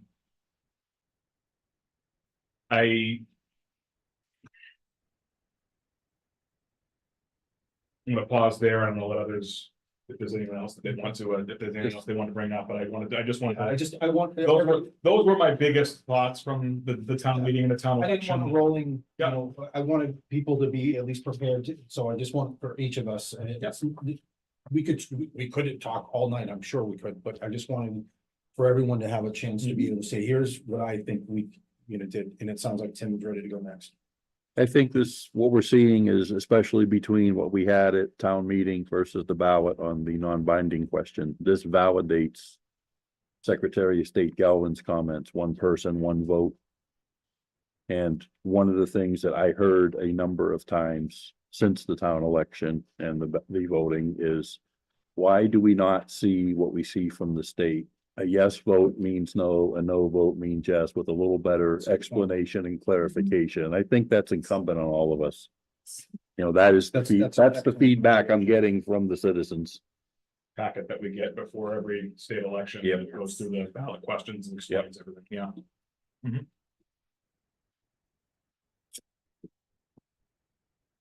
Anything else, Tim? I've just got one comment on the voting itself. And we do have a bylaw that specifies an April date to have our annual report available at town hall and to be available at the polling places. This year, we had an unprecedented amount of mail-in votes.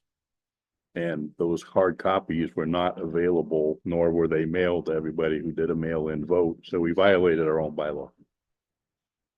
I'd also like to piggyback on that comment for a second as well. So, and I already talked to Adam about this briefly.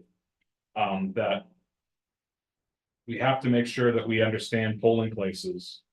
If we have people, election workers outside of the town meeting room, checking people's voter status in order to be able to go in and vote on those items.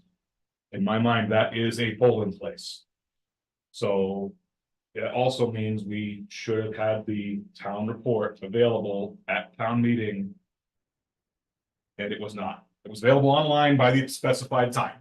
And we get that, but I think we need to seriously consider that town meeting is a polling place, and that as such, we need to have the physical town report available at that polling place for people to see. And I mean, I personally, no, I know that it was online. I could read it online, no problem, but I know that I'm positive that there were people in the room at the time who were probably uncomfortable on voting on the town reports as one of the articles without being able to have them in hand. And so, I mean, I like to hope that that is something that can be easily fixed, because it's really just a few days of shift. Finger But on your finger, and when we talk through budget time, remember this. yep, absolutely. Absolutely. Okay, you were picking, Tim, did you have anything else? Nope, that was it. Terry. My,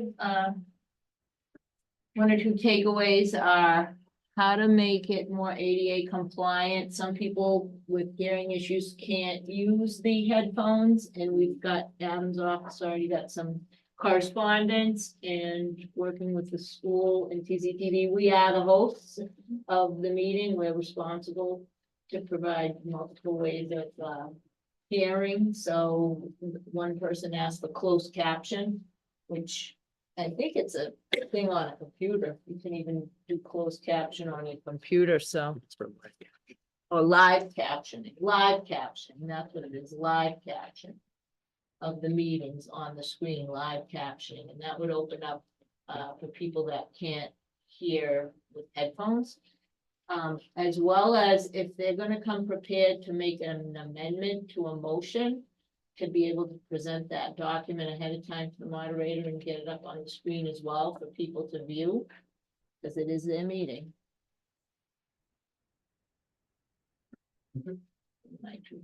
Excellent. It's okay, one other thing that hasn't been mentioned, and this is more of a, oh, then beyond, yeah, and then you, of course.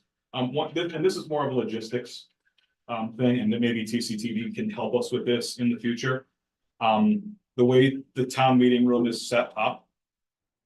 Obviously, everyone in the audience should be able to hear based on the way the speakers are all oriented. However, for those of us who are on the stage, it's a little more difficult because everything is pointed away from us. I don't know if it's a possibility to have a speaker at the foot of the stage. It's pointing in towards us, so it's a little bit easier for us to hear everything else that's going on.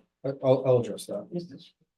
Mr. Chair, that's in cooperation with Narragansett. It's their setup. It's not all on I can PC. address that as well. But again, we're not trying to solve them tonight. Just I nice. actually captured a little bit differently, but basically the same thing as basically the observation, the impact, and well, you guys just talked about the impact and the recommendation. So I just had I had administrative content, and I know that like again, the stuff that Jeff was talking about, and then some recommendations. Some of them are a little bit tiny bit duplicitous, but just bear with me and I'll go through them very quickly. Under admin, I completely own what was up on the screen. And I owned that during the meeting. So, you know, the observation was the updated warrant motions were not what was being projected. And I throw that on to the chair, and then the TA, I can work with the TA's office and I have a little bit better recommendation on that, but I own that, and that presents confusion. And it's uncoordinated. I did not coordinate with the moderator. The moderator just assumes that, you know, since we put together the warrant, that we'll have it up there. So that's it's desynchronized. Observation, like the instructions for speaking and ADA considerations between the town moderator and TCTV. It was very difficult. You had people constantly saying, step closer to the microphone. I mean, I almost swallowed it. I was all, you know, like all over it, but you had other people that were far away from it. Town moderator as well, just kind of, and I'll speak to that in a moment, but that's that point. There were a lot of, from my observation, there were a lot of failed point of orders. I, you know, for the town moderator to take a look at that is, you know, point of orders are to try to keep us on track. They're not always proper, and the town moderator has to rule on them. But I'd rather see the town moderator rule on them than have them go you know, unanswered. The reading of the articles, I believe, should be coordinated for questions as well. And what I mean by that is, or as an example, is like in Congress, you have bill sponsors. We go through the warrant at least 3 times. And that final time, I think, would be the opportunity where the board, you know, like specifically, like I knew I had items to work on for the school committee one, so I would have been the sponsor for making it for that. For the recycling, Article 6. 8. Article 8, like, so you're prepared to speak to it because you really, you were the mom, like you know, you started that from scratch. So in terms of being sponsors for that, I think that would help because then we know what the research is based on the motions that we know that we've either sponsored because we brought them or because we've done the research ourselves. Sound check. I know TCTV does, they did a fantastic job and they do so much with all of the equipment that was there. I saw it as you know, town meeting started with the town moderator. I couldn't even hear from my seat. And that's not because TCTV did not have the setup or otherwise. It was just in terms of an overall rehearsal or sound check. And then another observation from an admin perspective, when we have floor amendments, I would recommend that we have a process or at least discuss with the advisory committee to be needs to be ready, or you know, when they or they're not going to be tasked at all when they are reacting to amendments. There was a couple of times I saw during that, like no one knew what to do, so it looks like confusion. And if there's an amendment, either the advisory committee either chooses to huddle. I think I saw them do that, or they said they have no, you know, they have no recommendation. But that should definitely be rehearsed.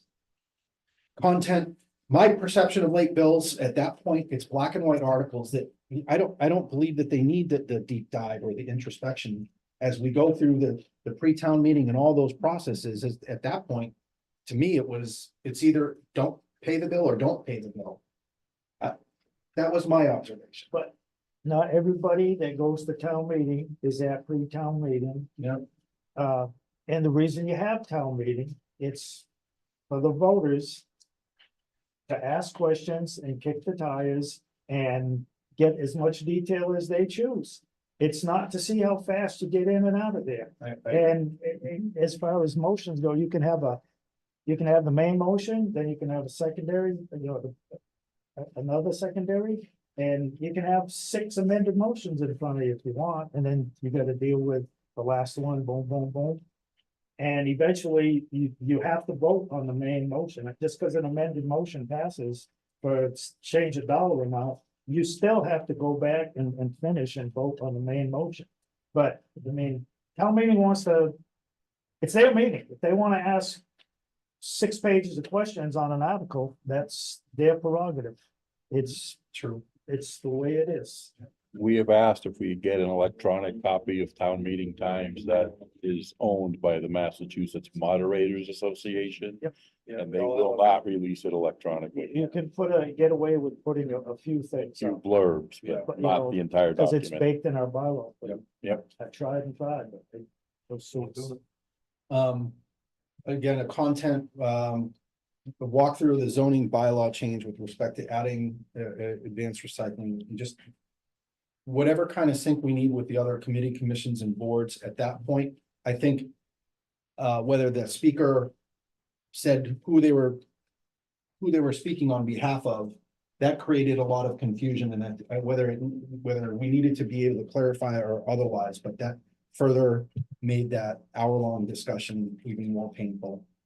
The third, the debt authorization marketing and storyline en route to election. Passed the town meeting, but it failed the town election. I agree with my fellow board members this evening to talk about, but we have to do better marketing.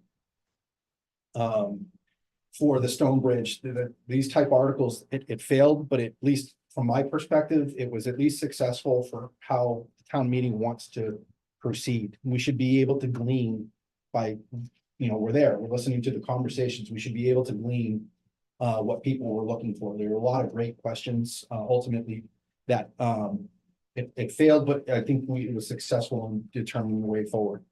And then just finally, my recommendations, a sound check with the entire team prior to start. And I mean, that's instead of catching up on who caught what in what river, I don't know what kind of conversations go on ahead of time. Have everybody places, get in place and for us to be able to react to whatever TV's direction is. So they have a good idea of what Mike might need more or otherwise based on the actual speakers, especially ones that are going to constantly be talking. Presentation should be updated numbers and a combination of voter's guide and a warrant. And I think it should be slide based, not page based, for screen clarity, because it just keeps scrolling and it's very difficult to manage that. Again, that's something I want to be able to correct, or at least work with people to correct. My recommendations are the select board assigns sponsors for each article. Whether it's a sponsor, knowledgeable, or just knowing ahead of time what article you're going to read, I think that we can establish that in at least one of the last meetings that we're sitting in this room before it goes out to get posted. TA, ATA, chair, the vice, and the AC chair coordinate any final numbers that so we understand what snow and ice is going to be, any final number, so it's at least we're able to explain it rather than just look confused about. We know that number gets adjusted, but I think we just need to be able to say, hey, this is going to be that final number that will be made in the motion. To that point, it's always bad form to be changing numbers on the town meeting floor. I agree, especially since I had it as a different number from what was posted a month prior in the warrant. I've that. had a conversation with a school committee member. In March, the budget proposed to us is not certified. At pre-town meeting, the budget proposed to us was not certified. I'm not 100% convinced the budget we saw at annual town meeting had been certified, because school committee met after the town meeting. The They next day. certified prior, and then they met out, yes. Right, and they were given a counter number, so they had to go back, but I'm not yet convinced that the number we saw originally presented had been certified as well. I think that's something we can ask. Can we make them do it? No, but we can at least ask for it. Supposed to send a letter. I think Mass General Law 70 or 71. It's the board of selectmen and the finance committee. Yep. But from the treasurer about the certification of this town's assessments. Is your email up and running now? Your town email? Yes. Okay, great. Yeah, if there's a clarification on that, we can get it, but I thought I had seen it. And then just finally, my last recommendation, town moderator clarity and better adjudication of points of orders. Mr. Chair. Yeah. Just want to comment on Article 8. I already knew there was going to be opposition to Article 8, and I wasn't going to defend something that I wasn't 100% sure was going to be the best solution for the town. It was the voters, Ms. Herman that presented. I welcomed her to that meeting. Because I don't have all the answers. I'm not our town attorney. I'm not our planning board. I know 4 out of the planning board. To my knowledge, I know the glitch that happened with the planning board. I don't know if that's something that needs to be discussed here, but I'm fine with that. And I'm fine with, Ivan from Miller's River Watershed. That guy has credentials, so the residents that cared enough to read an article ahead of time and to question it, that's their right. And again, we're still talking about how to do it right. And the reason they call it Formula 409 is because the first 408 didn't work.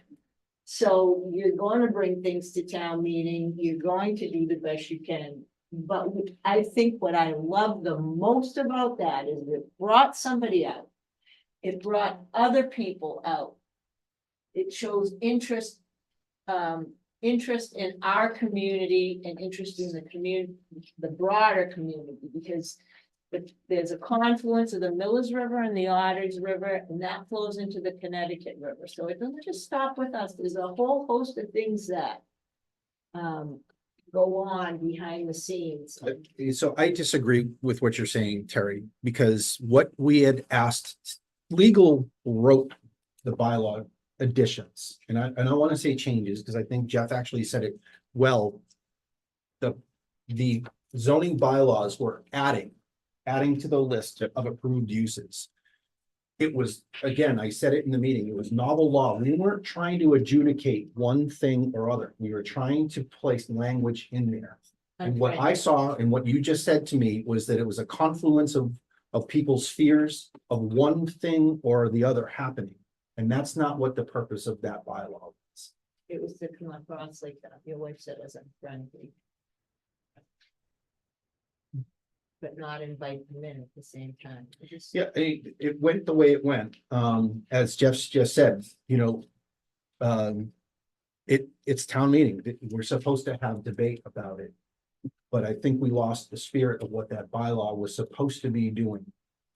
Based on all the floor discussion. I just wanted to be able to answer that from a constructive perspective. I did want to say, did you have anything else? I just, back to the drawing board, I'm learning a lot more. It didn't just stop that night. I'm learning a lot more. There are other avenues, and Lori's considering putting it on her agenda for discussion on June 24th at 7 o'clock. Great. So I'll get a confirmation on that. Thank you, Terry.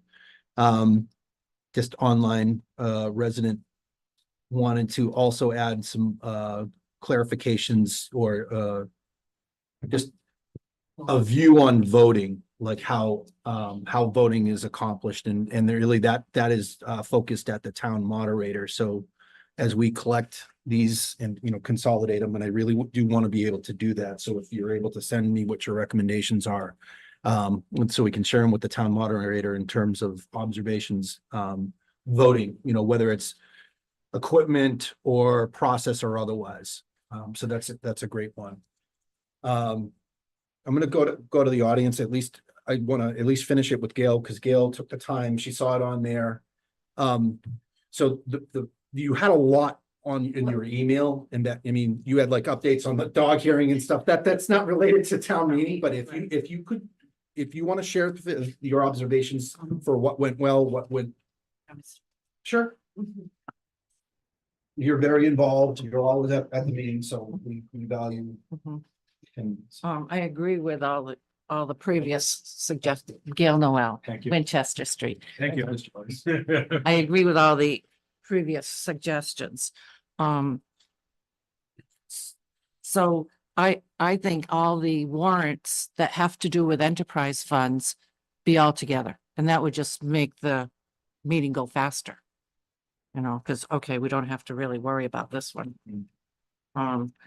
I have some. And that's really the idea of consent agendas, so we can take a look at that. I think of source of funding sometimes guides that, but thank you for the recommendation. That's it. My only question with that, we can make sure it's legal to do that. If we can. Of course. Yeah, Why wouldn't it? Well, no, but why wouldn't it be? I just wanted to ensure it, that's all. Okay. Yeah.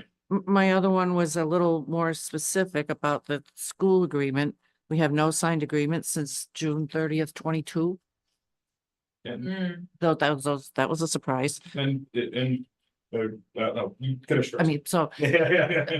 Yeah, we're not trying to answer. Yeah, just finish first. no, These are obvious. this is observation. And what are the consequences?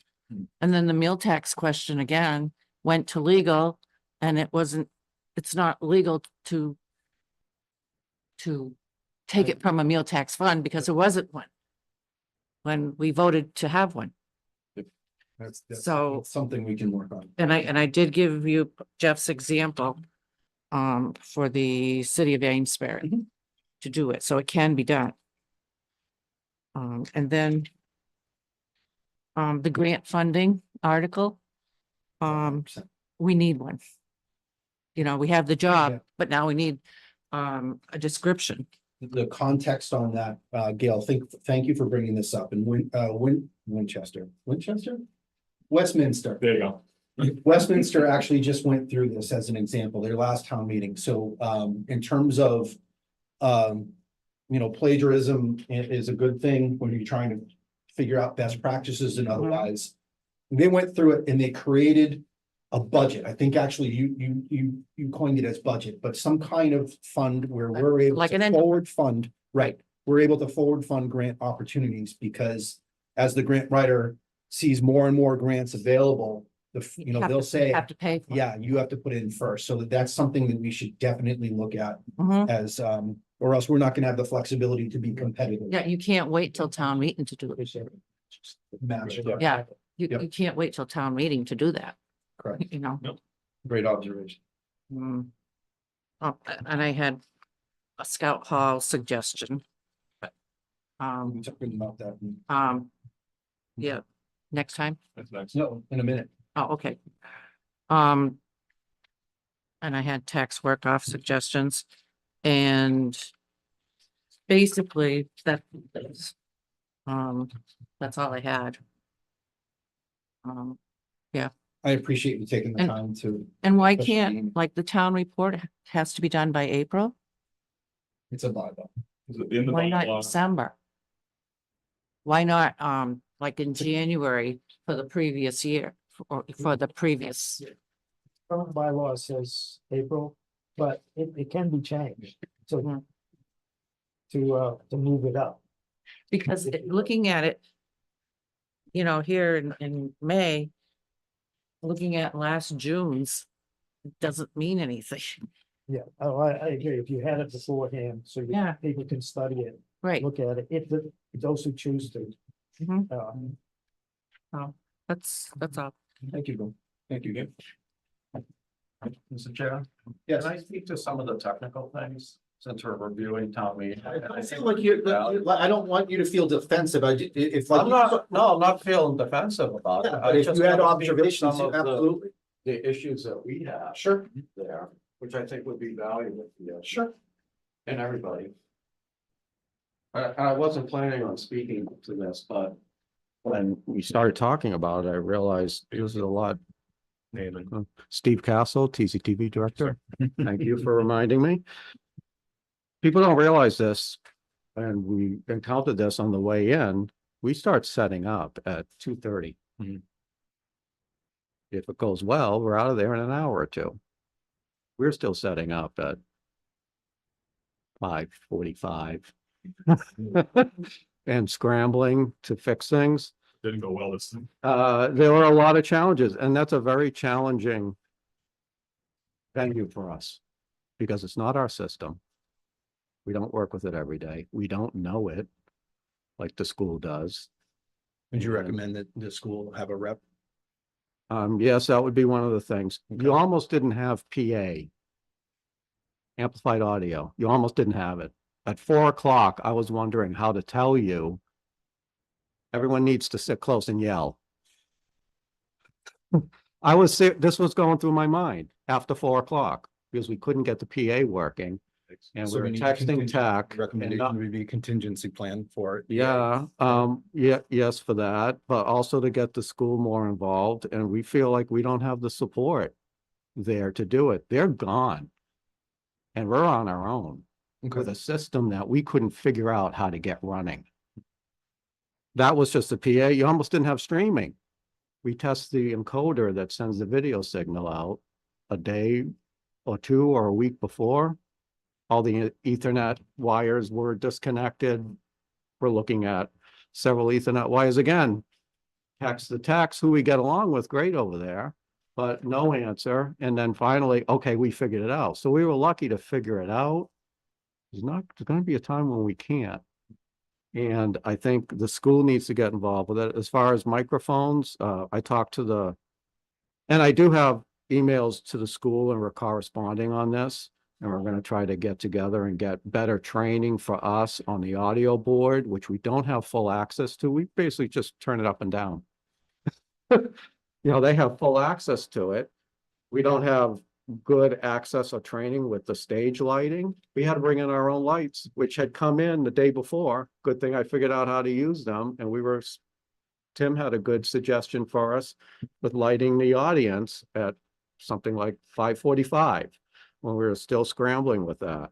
I talked to the moderator about mic etiquette for everybody. I thought it was sloppy for many people, and we can work with you on that and maybe give him a script to leave.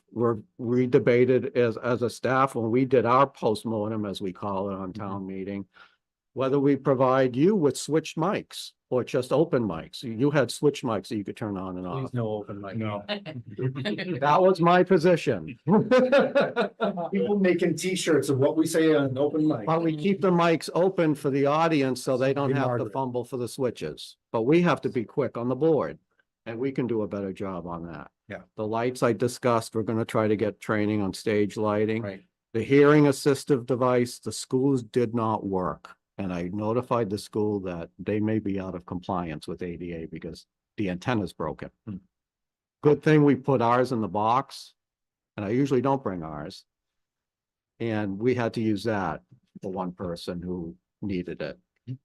And I would recommend you think about that too, because if someone comes in here and says, I'm hard of hearing, I have to go in that closet and get that thing working.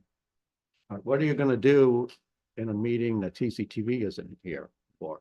And the ADA compliance, it keeps seeming to fall back on us. And this isn't in the government tradition of shirking responsibility. It's not our responsibility. It's the meeting organizer's responsibility. Lori Weta has to hire ASL interpreters for a deaf couple for planning board meetings. We help her out with That computer is a access. really very good point. So Through the chair. He has a question. yeah, Steve, to your point, I absolutely agree with you on the ADA compliance. We were guests in their house. yeah. In my mind, that is definitely a kickback to the district. We covered for them. I think Exactly. we should add. And I think we're covering for the Caution. town too with what we do with that. Yep. We had years ago, a blowout fight in a cable committee meeting about buying that unit because a gentleman who was on our committee who worked with cable access stations everywhere said, absolutely not. The town is responsible for that. And we ended up, when he left, I went to the town administrator, the former town administrator at the time. I said, I think we need to buy a hearing assistive device. And I was told, wait for a request. Well, if somebody walks in the door, I wrote it down. You brought up it. And you know what? Raising the important point. take care broadcasters of. buy things in twos for a reason, because we need backup. So now I want a backup because we really only have 2 receivers and a loop for hearing aids. So you can only accommodate 2 people? Is that what you're saying? 2 people and 1 with a hearing aid. Like Will Spring used to borrow this thing called the loop. I don't know how it works. I don't have a hearing aid, but he could get it to work. And he was sitting on boards using Yeah. it. So I think we have to get the ADA thing in compliance and do a better job of that. We're happy to help out, but it's not on us. It's the meeting organizer to do that. And I would just ask the select board to take more of a lead in coordinating this with the school and us, so we can all get on the page. I can't move speakers. We could bring a speaker, and Hannah texted me, said maybe we should use guitar amps. I've been doing this a long time. You know what? I don't even know where to plug them in there. Yeah. So to You know. clarify, we're the host or the school's the host? But we're host. I don't know how to answer the question. The town clerk and the moderator are responsible for the meeting and the school provides the space for it. If I We- may. The board is responsible for the meeting, to my knowledge. Nope. Nope, I asked the town clerk and she said it's the select board's meeting. We're the host. We'll clarify, okay? All right. We'll clarify. And then No. would the goal be live captioning was The district. one request, live captioning. So how do we make a goal of requests? We're gonna take a look at the ADA needs. So I would just request that school, whoever the host I is, think we need- yes, TCTV, we all need to That we get will together. and help coordinate. facilitate, but I do not want to work without the clerk and without the town moderator because I will say it's not the select board, it's not just the select board show. All our work is done by that time and we're, at that point, we're actors to be able to present content or otherwise. Someone asked why the school committee chair made a motion because that was their number. They brought it to us. Anybody can make the motions. We could have motions read from the floor. We do that as the select board for efficiency and speed. So in some cases. I just wanted to bring That's these two things to light, because a lot of times and in the past, I've complained about this, but then town meeting happens and everything goes well and then. Yep. Let me take what you've got right now and whether you prepared or you took a couple minutes over there. Thank you for that. If you want to send me that. I'll That's send you helpful. an email. This is just an outline that I put together. Send me the outline. All right, Sometimes you your got it. emails are like 5 pages long and I don't know what to do with them. It's hard. You I did a agree. really good job with that one. I'll give Can you I bullet points. interject? In the interest of time, But- quick. Learned when we were looking at putting in handicap fishing areas. Get somebody that has the problem on board to help with the solution, because then it's more effective and accurate. Okay. Any other quick observations? Yes, ma'am. People can't hit unless you scream. I'm good at People. screaming that. Oh, I'm sorry. Mary Curtis, Patriots Road. I didn't know this was on the agenda tonight, so I didn't prepare anything. But my personal opinion, and it's just my personal opinion, that town meeting was disgusting. It was hijacked by 5 individuals intentionally. At least one of them used the opportunity to attack a town employee. And as a result, people were getting up and leaving, and they weren't there to vote on anything. It should not be allowed. The town moderator needs to be better at keeping people on point. And that's my opinion.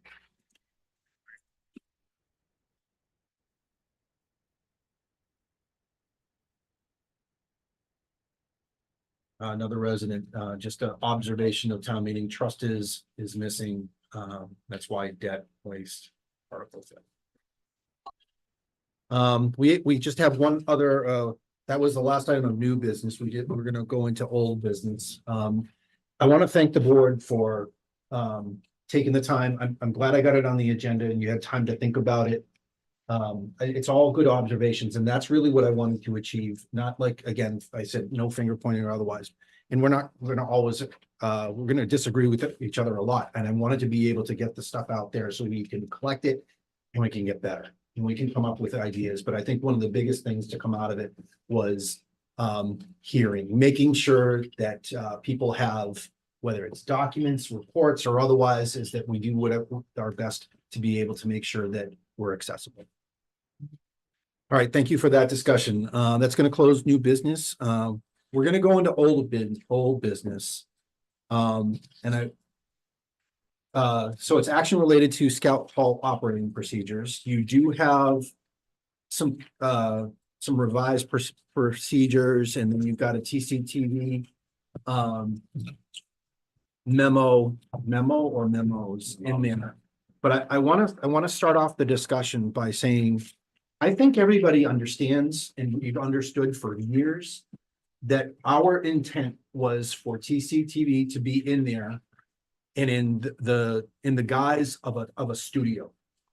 Okay, a town studio. I have done a massive amount of research to be able to not only understand how we get our funding, what it's for, what is the, chapter 44 talks about how enterprise funds are created, all these different things. And I'd be lying if I said to you that we don't have any strife or any difficulty in trying to figure out how to do this. I want to tell you, I think this is way more easier than we're making it out to be.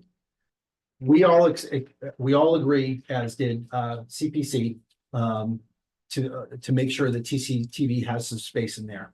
I went in there with Steve. I understand exactly what he's trying to do in the quadrant of the room where he's going to have equipment and otherwise.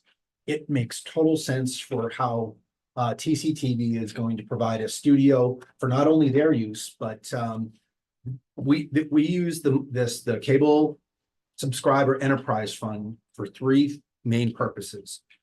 Public programming, and that means public. That means if Justice loved fly fishing and he wanted to have an hour-long fly fishing show every week, subject to how Steve did his programming or whatever, we make that available to the public. Anybody can do that. I would, we could have a veteran stuff. Absolutely. So that's the P. The E, TCTV knocks out of the park.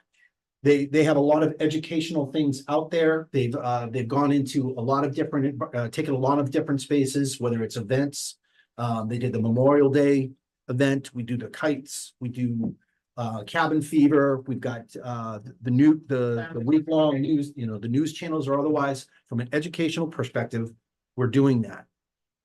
G in the PEG is government. We're also doing that quite well. We rely on them. I went back to look at the bond construction. I see Zoom and all these different things. That's the core of what we're supposed to do. So what I would propose for a discussion wise, we've got procedures identified here for how TCTV would be in there, but I want to take more of a radical approach from a TCTV perspective. We have a development services director said, we have a policy for buildings, or at least it should be a general policy for access and otherwise. What I would like to do, I would like to redefine TCTV as a separate entity to the town of Templeton, because right now they're all town employees, whatever classification they are. The research that I've done, other small communities that have subscriber information, they have decided to take, or whether it was by action or by creation, is if they had an advisory committee, they make them a board of directors and make the television corporation a 501c3 from an educational perspective. I sent an email to just to kind of gauge it was weird the way I said that. I sent it to gauge what his thoughts and whether he would want to put it on their next meeting or otherwise. But the approach would be that TCTV becomes their own nonprofit entity, and they would then have a memorandum of agreement with the town on how to use facilities, equipment, how we would provide services from payroll. The subscriber funds come through to the town. We, the board, are the ones that have the agreement with Comcast to be able to do that. Longmeadow was the town of Longmeadow was the town that I pulled that I thought the MOA was done the best. As an example, I don't have anything for you right now because I wanted to be able to have a discussion in terms of just getting TCTV in there. They have he's got a garage full of tables, chairs, all kinds of stuff. Not anymore. Okay, well, because he has the key already. But to be able to get Steve in there, and in our agenda, it said, I gave you a couple different options, and that's really where I'd like to look at it than the content. But I'd like the board to be able to consider And if I can share some documents, Long Meadows, memorandum of agreement, and then potentially get on, the cable advisory, next, meeting to be able to kind of, to see where Gage wants to push that. I think this is a win-win for the town because there's some autonomy to TCTV to be able to have their programming as, defined by the board of directors. And then we, with the town, are able to 100% define how we interact, and what kind of services they provide for us. It's a lot of talk. Anyone have any initial, do we want to stick with just Scout Hall, or is my idea sound at least like we want to have further discussion at a further meeting? I'll stop talking. My first thought is if you make them 501c, you're making that, do they become a private charity? They become a corporation and charity, yes, with the educate, they come under, it's under I'm education. just Yep. thinking the money from Comcast that comes to the town. I have to study on this a Yeah, little bit. more. That's what I wanted to be able to do. Because I'm having the conflict of it's going to be public money supporting a private entity, and that just doesn't spin well in my head Okay. as far as doing that. Littleton is another, yeah. And then, look, a note that I wrote to myself was, if they become that, then how would they be treated in a town building? Because, and the question I wrote to myself is if there was an organization, say as a Templeton Taxpayers Association, which would be a private, nonprofit little entity, and they wanted to use this conference room to have a meeting with TCTV broadcasting or going to the senior center, or for the town meeting vote of that being, that Scout Hall building being a community center and a point of the youth. Are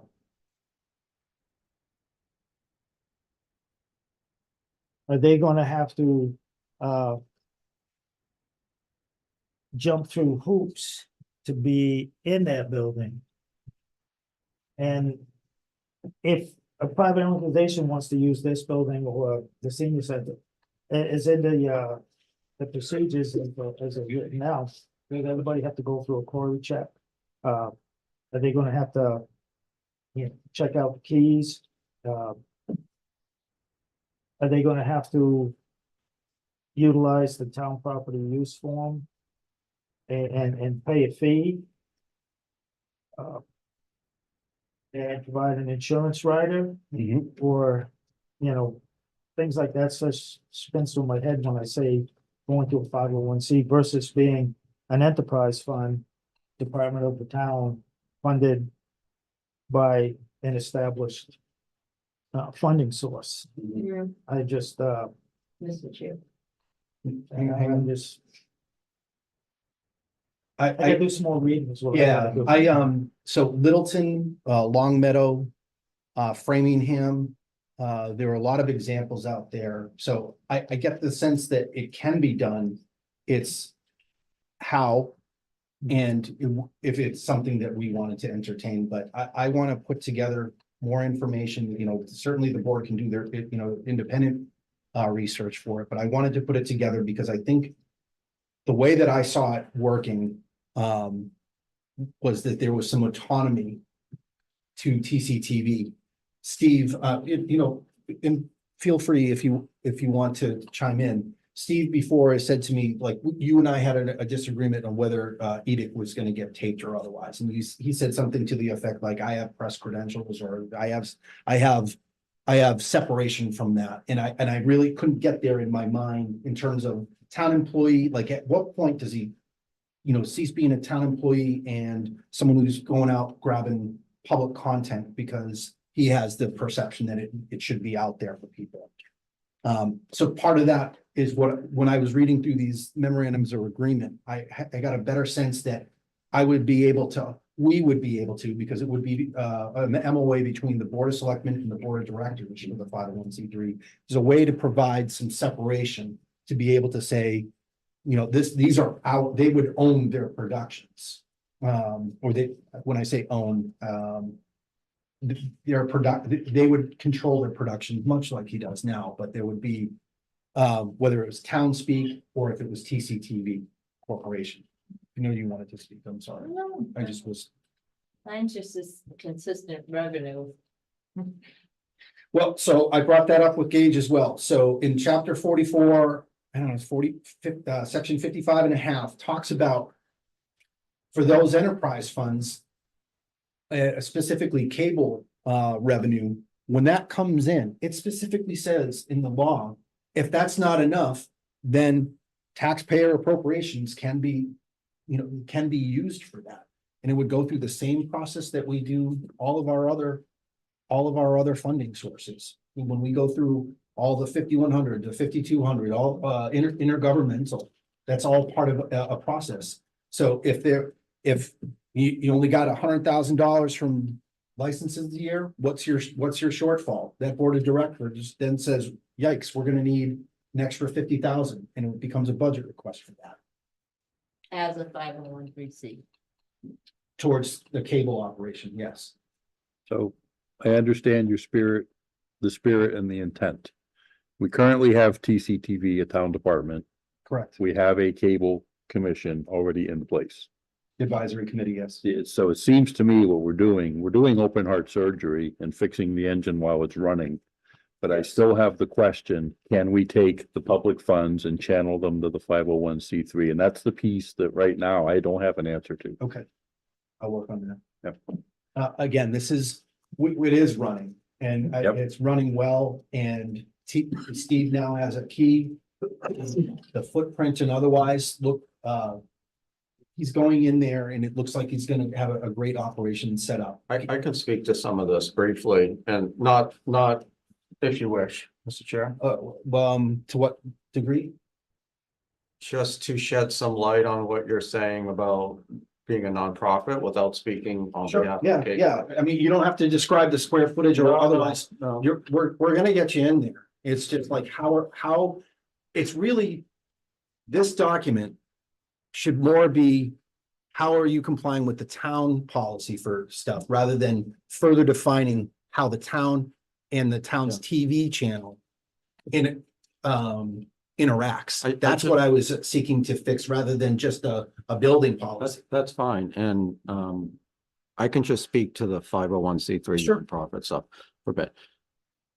We've had a plan for several years now that I'm trying to enact to create a nonprofit or work under another nonprofit to move Montechusett TV and the digital lab, and that have a nonprofit for the digital lab as an educational foundation. This is part of the reason why we seek a partnership with a entity like Wachusett Business Incubator. So the idea right now is to be able to run some of Montechusett TV under their 501c, and then maybe do another 501c. And then if we need to pull TCTV into that. Montechusett TV was created partly to be a lifeboat for TCTV, knowing that we would have a funding crisis. So we're already working to that. I think, I don't want to speak to Gage. I think, as he told you, he's open to this, and I think the committee would be open to it. It is an involved process, not just with the paperwork.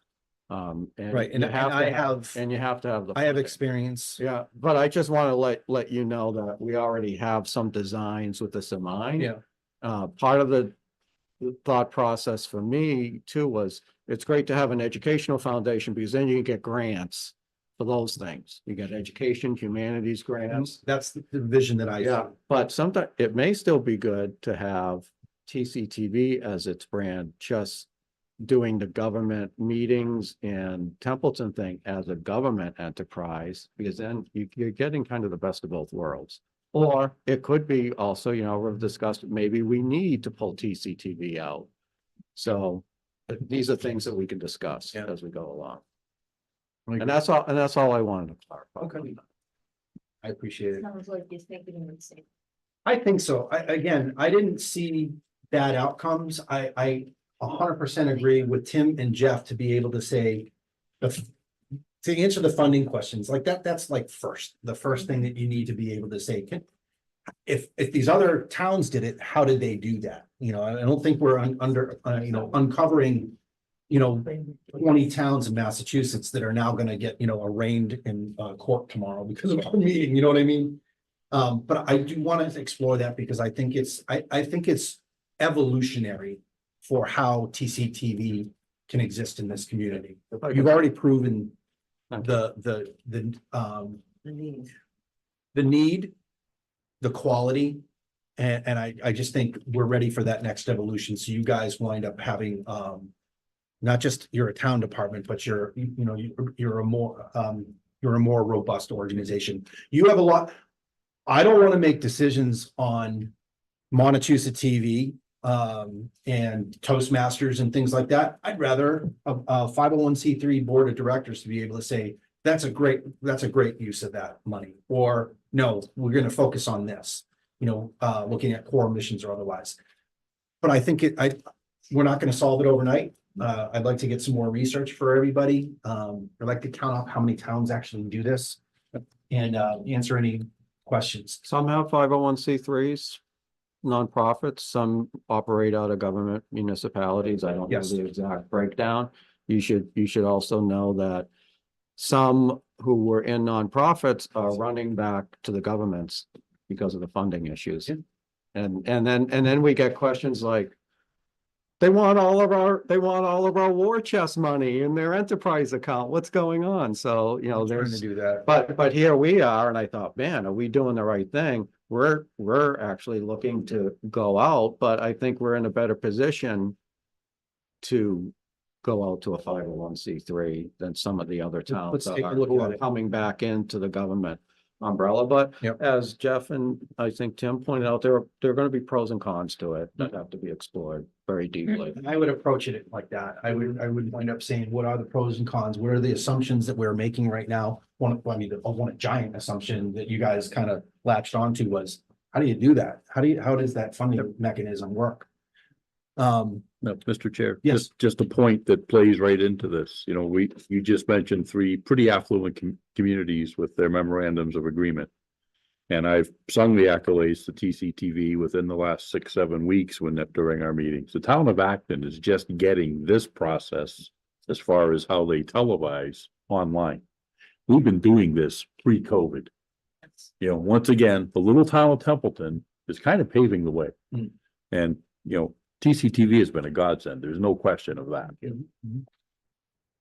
And, I'm very sincere with that. And Steve, my hat's off. You guys, with a shoestring budget, do so much for this town. I appreciate it. Mr. Chair, Yes. Steve, did you mention something about the meals tax? I didn't, but I know that there is a Community Empowerment Act that may allow communities to raise the meals tax, and I would just say, please consider TCTV for some of that money if you raise the meals tax, and it would be a great incentive for us to help restaurants do better business. Everyone just stopped watching when you said that. You have 15. So I'll just put my dibs in for that. Yeah. If I could steer the discussion back towards just wrapping up the Scout Hall discussion, and resident asked what happens to the Scouts usage. It's unaffected whatsoever. Again, when Steve Gage, Bob Sozik and I did a terrain building walk to really just get a good sense of where he's at. Steve is staying in a quadrant of the building. When he's filming, it may be a bit different, but the Scouts are going to have plenty of room in there to be able to move around freely. And again, Steve comes to the table with a conference table and things that already are going to be able to be used by other, like even Bob Sozik was excited to have a meeting in there with his staff. So I think in terms of TCTV being in there, he signed for a key. I'd like to explore trying to better our relationship with them, if that's the way I would couch this, to be able to say, how can we move forward with a better relationship rather than just define how they're going to use one building? I'd rather stick with the general town usage, what am I trying to say? Town access policy for buildings, rather than trying to write one specific for Scout Hall tailored to Interesting. TCTV. So I would advocate for that last out of your possible action tonight, the last one. Can I ask a question? Of course. So we have some things that we need to install. And I don't know how that plays, you know, are we gonna be allowed to install? And one of the things we need to install just for networking is a vertical rack on the wall that saves space because the patch panel goes down in it. I would And throw, that's I would something- throw all of that to the buildings and grounds. Everything that you described was achievable. Maybe, but not by priority for some of the different things that Bob has on there. But I think for any of the equipment that you described, that needs to go either in your quadrant or into the front room, which would be used as community space. I think all of it can be coordinated with buildings and the grounds. Okay, we just didn't know. I thought he would then have to come back here. To get approval. Yeah. He may, he did, as you recall, he did discuss that. If it's putting up a cabinet, I think he's good with that. If there was a major, if there was like a major project to change the not the structure of the building, but like a major installation, he did want to make sure that it had Adam's visibility or the board's visibility. We need to get a vertical rack on a wall. Okay. Please work with buildings and grounds, and then Bob will Because we then can't- act we can't accordingly. Network it until then. Okay. And, you know, so I'll give him Yep. the list. Remember, priority wise, if in terms of people and things like that, that's you can stress, hey, this is high priority, or else I'm not going to be able to do that. But just understand they have to be involved. Yeah. Does the board agree on that in terms of understanding, like he's not, Steve is not responsible for that building. It's not TCTV's building, it's buildings and grounds that are going to control installation and other changes to the building, whether it's fixing cabinets or anything permanently to the structure of Scout Hall. Can we also ask about surveillance cameras? I'm In our research, not shows- prepared to talk about surveillance cameras tonight. I know that you had that listed in yours. and our research with the scouts indicates that, or scouting indicates that they're not opposed to it as long as it's not just for the scouts. It's for the premises. Yeah. Right. And as I said in the last meeting, when we discussed this, we strongly advocate for that, because then if something happens, you've got cameras. And it can also protect somebody who's innocent and who's blamed on doing something. Let's get you in there. If you have any high value equipment, I would Huge. use your existing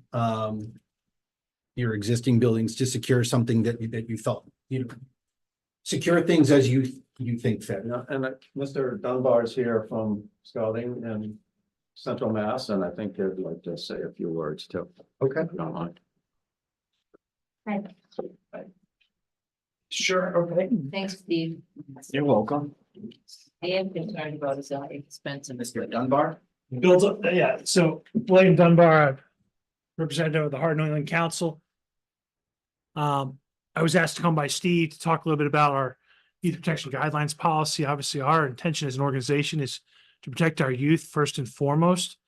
The specific question was posed probably about 6 weeks ago as it relates to closed circuit TV or security surveillance and the use of the scouting program.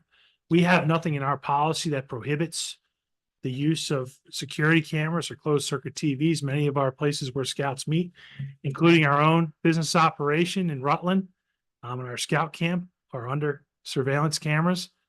There's nothing that prevents the member from the outside public being present while a scout meeting is taking place in Scout Hall. it's your building and we would be a user of that building as an organization. I did speak with one of our local scout leaders here in Templeton about the size of the group that he would see in there. Not to take too much time of the board's time because we have been here for a bit. But We're used to it. okay, fair enough. But the size of the group that from the scouting perspective that's looking to use that space is generally what we call a den. And that's a subsection of a Cub Scout pack for the edification of the board. A Cub Scout is anybody who's in kindergarten to 5th grade. And a den is a group of 6 to 8 young people who are all in the same grade. They are led by a registered adult leader who has a criminal offender background check performed on them, as well as a third-party national background check, and is required to have mandatory youth protection training, as well as mandatory position-specific training, as outlined by the Hard New England Council Executive Board. With all that being said, no scout is left unattended. Parents are required to stay as part of PAC 27's policy. And so every scout is accompanied when it comes to that. So our procedures are covered as far as PAC 27 is concerned in using that space. It's just, but it's the building that belongs to the town. How it belongs to the town and what it's used for, I understand maybe a bit of, how it's been deeded and whatnot might be a bit of debate. I have no idea. I'm not your legal counsel and I don't really know, quite frankly. So, but as far as we're concerned as an organization, the use of that and the installation of cameras, we would not be opposed to that. So, okay. I don't know what. You were vocal about the cameras. I said we're not prepared for it. I don't know what the temperature is. I don't know what the requirement is. I don't know what the opposing views are on it. Do you have anything you want to share on? Basically, it comes down to, and I'm speaking years and years as scouting commissioner. I've got a very lengthy history. And Bill, I remember you when we were still in the Lancaster office. Yes, sir. And I was actually pleasantly surprised doing my research and watching some of TCTV's things to see you here, Tim. Yep. And I didn't even realize our very own John Caplis was a former member of this board and now the chairman of your advisory board, which I'm learning so much about. So, In fact, I will add one more. You brought up the independent check and the quarry check. Yes, sir. And the Archdiocese of Worcester, since the yes, sir. church sponsors both the troop and the PAC, also requires a quarry check. So Correct. there's a triple check already done Yes, sir. on every registered leader. That's correct. I'm still thinking back to, the youth protection where photography of scouts was always the gray area. Sure. At camp, we can take the promotional pictures, et cetera, but then it used to get really, really drawn down and really tight and restrictive. Sure.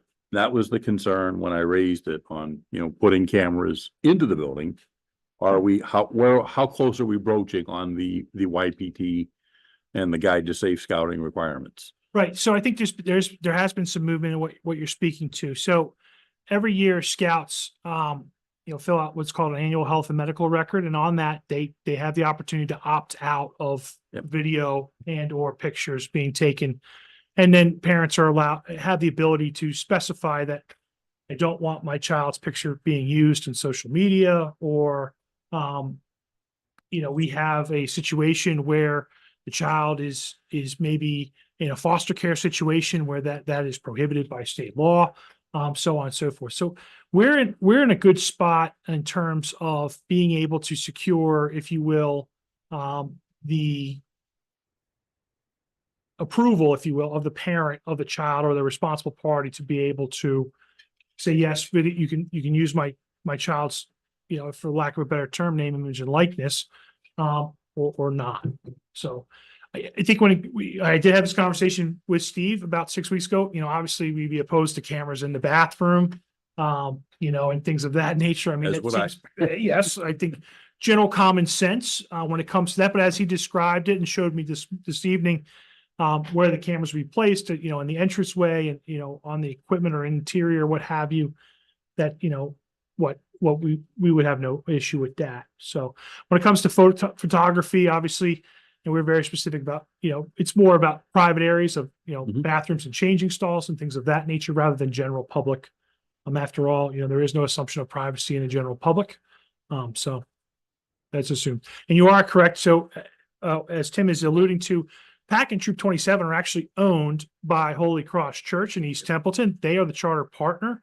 So none of the charter partners or troops in the Scouts America or Boy Scouts of America, as we're currently known, belong to the Heart of New England Council. They all belong to locally chartered organizations. So Holy Cross Church here in East Templeton has the, if you will, the charter, the franchise, if you will, to operate scouting here in the town of Templeton.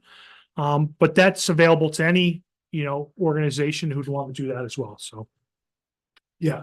So when it comes down to, many people will confuse, and I don't know, again, differentiates between the Girl Scouts of the USA being able to use that building, but based on your, deed and ownership of the building, I have no clue, but they're a separate organization. Their model is slightly different than ours, that they own their units. They have the ability to say what they will and won't do. Whereas I work with a charter partner who is the actual, if you will, physical owner of that troop and pack. In years gone by, the Girl Scouts were also in the building. Yeah. And yes, I was a Boy Scouts commissioner, but I also had local ties Sure, with the sure. local Girl Scout Sure. thing. And the commissioners are charged and chartered to Yeah. give the youth a program. Exactly. Yeah. It didn't matter what organization, we were understand. working together. We Well, I looked, understand. And like I said, I just can't speak for them because No, I understand. they're separate, I can only tell you how we operate. So for surveillance purposes, we're good, sorry. Yeah. Whose surveillance? Who would these cameras be tied to? Like, who's looking at the other end? I understand putting cameras in the corner or otherwise. So no different than the fire department or my building. Who monitors those? Where does the Individually, we do. The department head. the department head? I would only look at them if there was an incident. So we had to check out.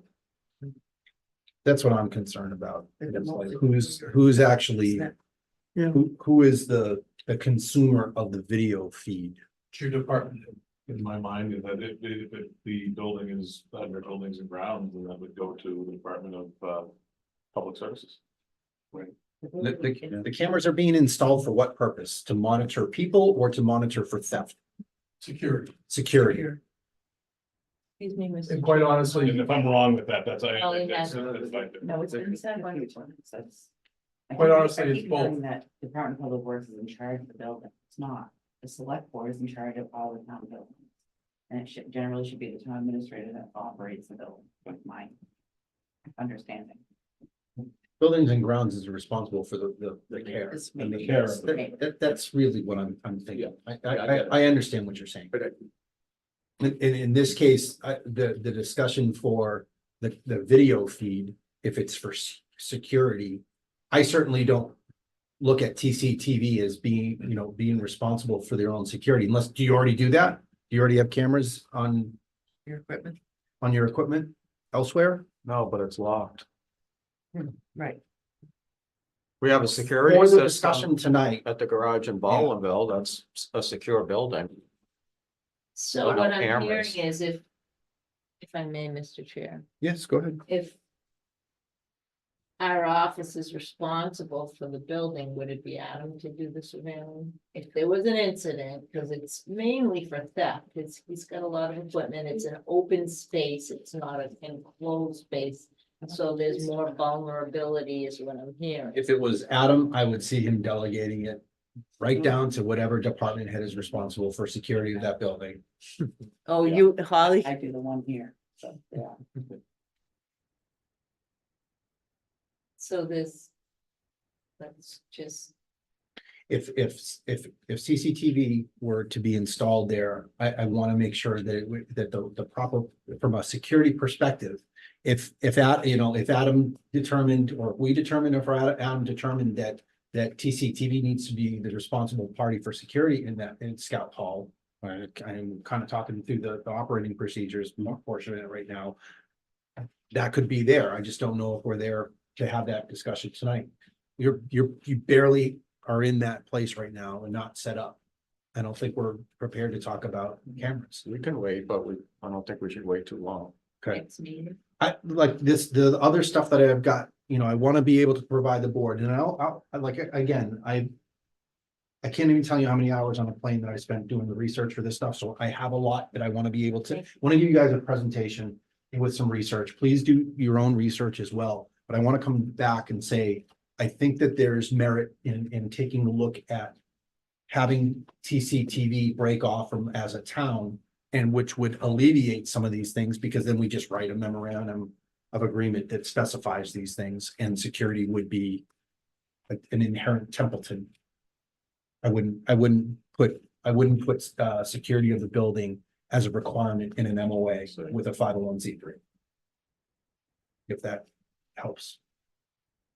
Because it's not about watching scouts play around and, having a meeting. It's about making sure that they're secure. Yeah, go ahead. Make it just nice and loud. With a security system, you can shut it down. You'd have people in, like scouts having a meeting, you can shut it down. You're talking about a building that isn't manned 24 hours a day, and it's got some expensive equipment in it. You would really want. It's recording 24/7, like we have cameras on Baldwinville Elementary School. It's the same kind of situation. It's there for security, and we can go to the footage if we need to. But it's not like, And who goes? it's not like I'm sitting there, doing 8-hour shifts watching a TV screen. No, the Steve went out, having the Steve went in. EOC is set up so that it's by movement. And the cameras go off by movement. Got it. It notifies me on my phone. I look at it. If it's somebody that's authorized to be there, I usually shut it down. And then I'll check later to see if they're gone. If they're gone, I'll start it up again. But You have something? I just was gonna opine about, where do you go today where you're not on camera? Pretty much, I mean, I figure I walk out my front door, it's like, how you doing up there? Cause I'm on camera, I mean, just, where do you go? Who was watching?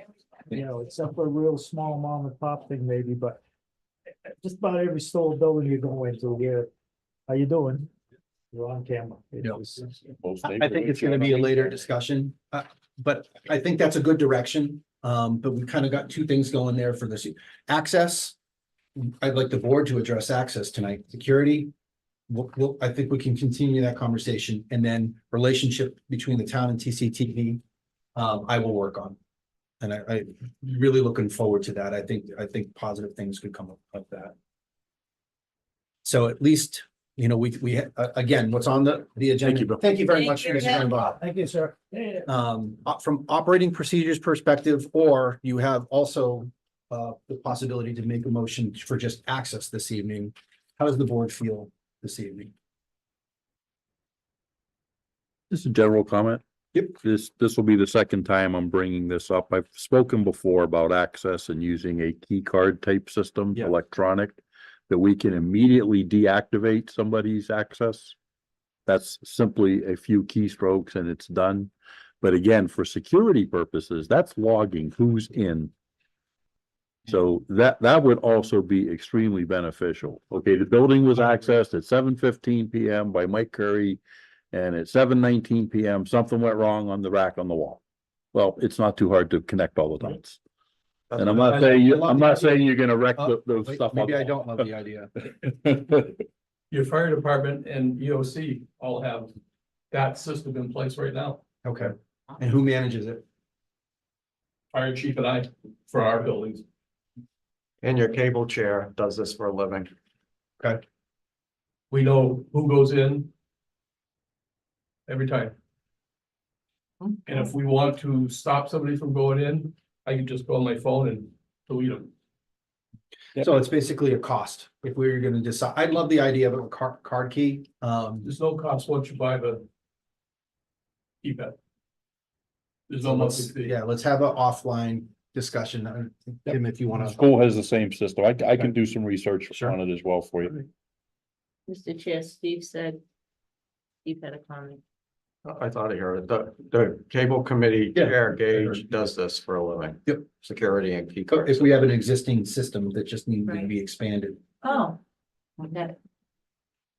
I wanted to be able to mesh so we talked about, Steve followed the procedure, this week, over the past week since, I had requested that the TA allow them access. I want to make sure it's meshed with our key control. So if we have to do an overall key control review to say there's physical key control and who's responsible for that, and then card key access, I just want to make sure, again, from a building SOP, building access and maintenance SOP, not writing something tailored. I mean, the TA did exactly what we asked him to do when he came up with this. I think moving forward that we can go with our general SOP, standard operating procedures. And then also take a look at how we want to proceed with a relationship with at least this one tenant. I'll use that word as a possibility. I'm in agreement with that. And I believe we gave him the go-ahead to move in with Bob's help. He was issued a key, but I think we, just from a board perspective, I think we wanted to be able to say officially, yes, go in there. And if you're gonna so put you've got some anything on the wall, You understand that, right? Buildings and grounds. I mean, you can move in there, but if you're gonna make any changes to the building, please, Bob knows that. Bob Gonna get was an email in the morning. Yeah, he was 100% on board. So I do you've got two oars. I do have two follow-up questions to that. Things on the walls, I love it. Bill, you can back me up, feel free. The scouts have advancement charts. When the Boy Scout troop was in there, they had the board, who was what rank, awards they had won, different things that came back from different camporees, etc. All that history was lost when the scouts were moved out of Scout Hall some years ago. Bob said he had something. There is supposed to be a bunch of things in storage, and I know Steve has done a lot to get furniture, and this I'm gonna probably throw back to Holly and Adam, but there were a bunch of things that were put in storage when the scouts were moved out, including tables, chairs, Okay. cabinets, etc. Do we know where those are? Bob has a good idea. He did mention it as he was as we were walking into the building, so we can follow up with him. Yeah, and just integrate Sure. those back in. Agreed. 'Cause there used to be cabinets for the Boy Scouts, for the Cub Scouts, for the Girl Scouts, and it got a little busy in there at times, but we worked around it. Okay. Anything else? No, that's it. Terry, Matt, Jeff? I would move to allow TCTV and scouts to move into Scout Hall with no operating procedures. Second. A motion in a second. Any further discussion? The chair.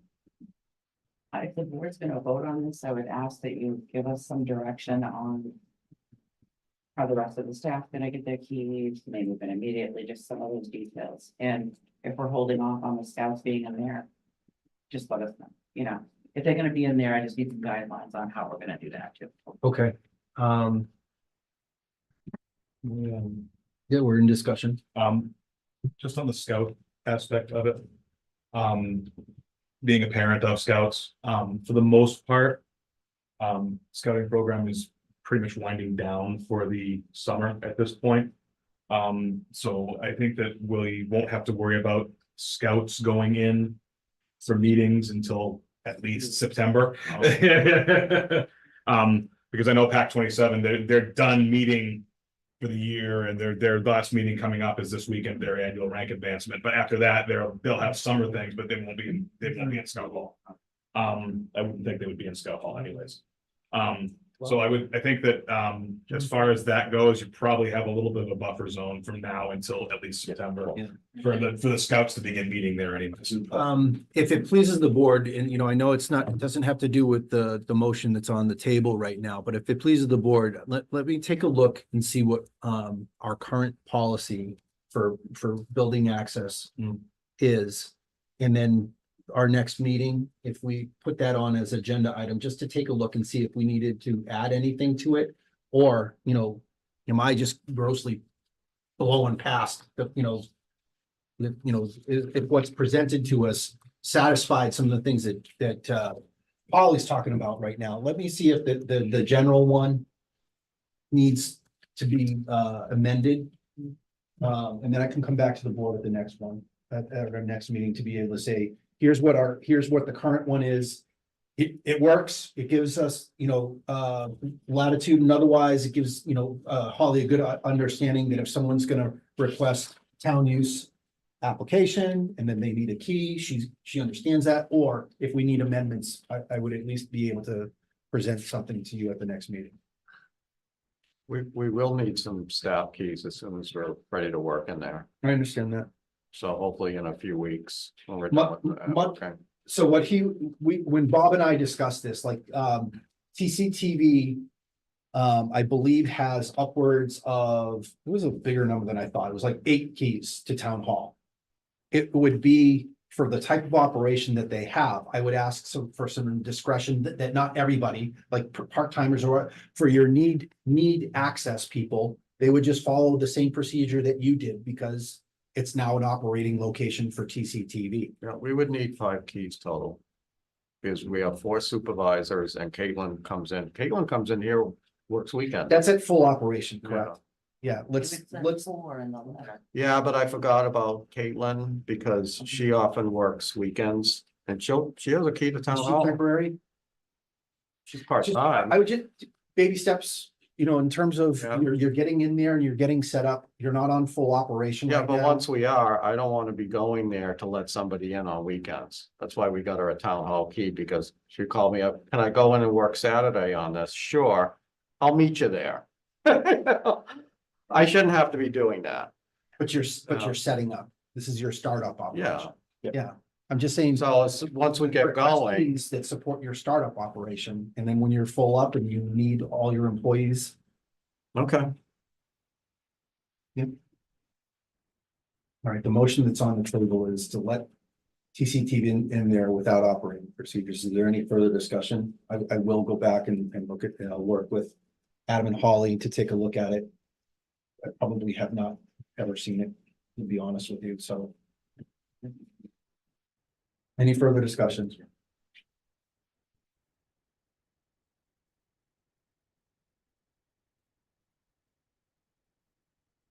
Hearing none?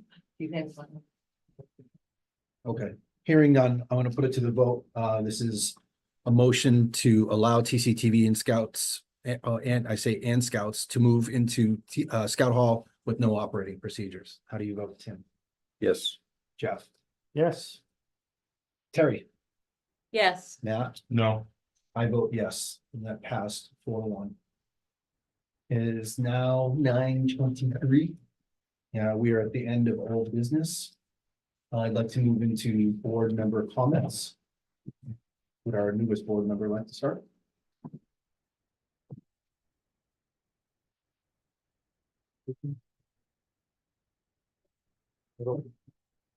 I'll go start at the end. Tim, do you have anything tonight? Welcome Jeff back. He stepped out for a cup of coffee and he's back. It was an extra large, but yeah. Extra large. Ooh, they got you on the meals tax too. As we all know, this was Memorial Day weekend and many happy thoughts to everybody who came out and supported what had gone on. The Legion did its typical. We go to both the cemeteries, we go to the 4 war memorials around town, the parade through from the school down into the center of Baldwinville. We did miss Narragansett marching band. I know there's some discussions going on about that and getting that band back together. That would be fantastic, but the turnout was amazing. It was. And watching all the youth from the sports groups as well, it was like, it was a nice crowd standing up on the pad for the firing detail, looking out and That was seeing, awesome. seeing that scene out there. It was like, wow, this is the biggest turnout I've seen in a That few was your years. first, that was the first use of that pad? Yeah, that was just finished up last month. Yep. Yeah, what a difference that none of us were tripping and falling over the uneven ground, et cetera, et cetera. That's, That was all volunteers. That It was all donated their volunteer, time and yep. materials. Thanks, that's all I Tim. have. Thanks, Tim.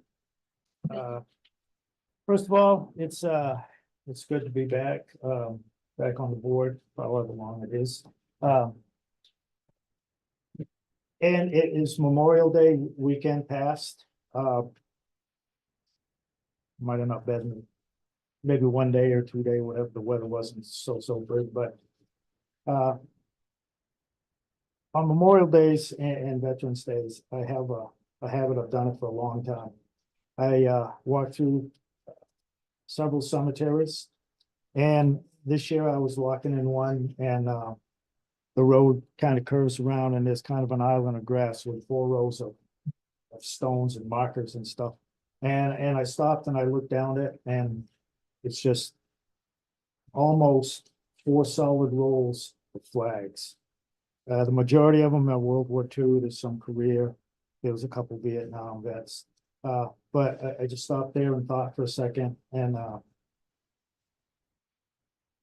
those guys, 19, 17, 18, 20 years old, they don't have any more tomorrows, they don't have any more sunny days or rainy days, and it just, you don't want to see people talk about, oh, it's raining, I ain't gonna be able to do this, I ain't gonna be able to do that.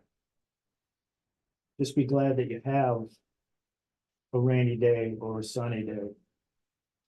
And just try to take a minute to think about what that day is actually for. It's not to take away from parades and things like that, and going out and having a good time, because trust me, I know guys that have just passed away, and I knew some old timers way back in the day, and they're the first ones that would be out partying and have a good time if they were here to do it. But it's just like I said, I walked in that cemetery and I just looked down, and there's 4 rows of almost solid flags about the length of this building. It just causes a thought. Like I said, they have parades and things like that, and memorial, get-togethers, and remember as a group and stuff. And I do my own thing, but it just causes to take pause for what Memorial Day is about. It's so. Well said. A number of us call it the hell weekend. Because it starts off, everything's festive. By the time we get to Monday, it's very solemn and Well, somber. yeah, the thought sinks in. And right around the corner, June 6th. Yep. Less than a week away. The 80th anniversary of D-Day, Operation Overlord. And the celebration has already begun, and the people all across Europe just cannot express their thanks for everything that was done. Let's if you ever have a chance to get to Normandy. I was lucky enough to go there once in like May, not for the big gathering or anything. I just happened to be able to visit it one time. It's people in Normandy are amazing. Yep. So that's all I have, Mr. Chairman. Thank you. Great, thank you, Jeff. Just a reminder to the rest of the board members, if you could send me your after action stuff. I do want to put something together to share with any other stakeholders that we have. We're glad to see Jeff back on the board. Sorry to see Julie go. Thank you to Julie for her many years of service on the select board. She was a 3-term and spent 9 years on the board.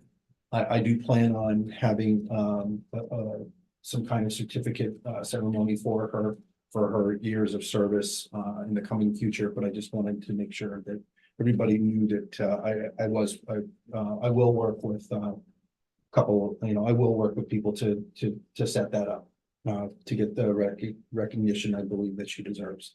And that's I think the only other comment that we had someone said, what about the resident asked about the troop? And I think, Mr. Dunbar, you talked through troops as well, just a different level of organization, den troop, otherwise. Yeah, Oh, you mentioned it. I yeah, just wanted to Troop is be able older, to. they love the 18s. Yep.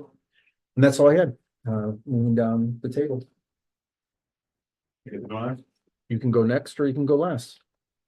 Like a game show, you can pass. So a couple things. First of all, to the rest of the board, thank you for your vote of confidence as in naming me the vice chair. I appreciate it. And I look forward to working with you and including you, Mr. Bennett. Welcome back. It's nice to see Bear let you off retirement. What did you have to pay him? State price, I have to. I believe that. So welcome back. It's funny because I was the person who was elected into your seat after you decided to retire, and now I get to work with you, and I'm looking forward to that opportunity as well. So welcome back and congratulations on your election. Thank you. Echoing my colleagues' comments on Memorial Day, freedom is not free. Many gave their lives in defense of this country and the freedoms that we enjoy today. But what I want to talk a little bit about is, I had the opportunity to attend the middle and high schools Memorial Day program on Friday of last week. And Terry was with me and Tim was there with the honor guard from the Legion Post, the Roger P. Warfield Post in Baldwinville. I wanted to compliment the students on the job they did in that program. They went through the 13 folds of the flag. They went through the wreath laying. It was a very well done program, and I think that it was very important, and a very important education for our students to understand some of these things that we see on these holidays of remembrance. So thank you to the schools for the invitation. Thank you to the schools for doing such a great job with it. It was very well done and we appreciate it. We appreciate it. And I hope that the students take that back with them in their lives in the future. And remember that, again, freedom is not free. There are many, many people who gave their lives for this country to ensure the fact that we can do what we do today, including what you see right here, is one of the most important things. And we can do so as free people. So, and I also look forward to celebrating with the class of 2024 on Friday. So thank you for that invitation as well. That's all I have tonight, Mr. Chair. Thank you. Thank you. Brief things. Shout out to Steve Babineau for hosting at the school. I think he should have got a standing ovation. He's been working for the, supporting the town for, he was 39 years as the announcer of the football games, and just the service was very moving. The flag, 13 folds of the flag got to me. Again, we did the best, everybody did the best they could on Memorial Day. I learned a lot. I talked to a lot of veterans and heard some of their stories and their pains, like Tim said, toward the end of the week. And the Girl Scouts didn't get a shout out, so I'm giving a shout out to the Girl Scouts because they were there. And there's some of them that have some pretty hefty uniforms, a lot of work done.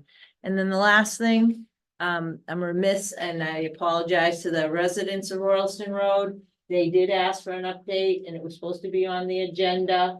So is it possible to get an update of the status of Royalston Road on a coming agenda? Because they think they're forgotten and that's it. Thank you so much and welcome back, Jeffrey. Thank you, Terry. All right, that concludes board member comments. Our next meeting, I think you said, was June 12th. Correct. Next meeting is June 12th, 6:30 p.m. Okay. At this time, I would entertain a motion to adjourn. So moved. Second. I have a motion and a second. Any further discussions before we adjourn? Hearing none on the motion to adjourn. Signify by, for those voting to adjourn, signify by saying aye. Aye. Any opposed? Hearing none, we are adjourned at 9:00.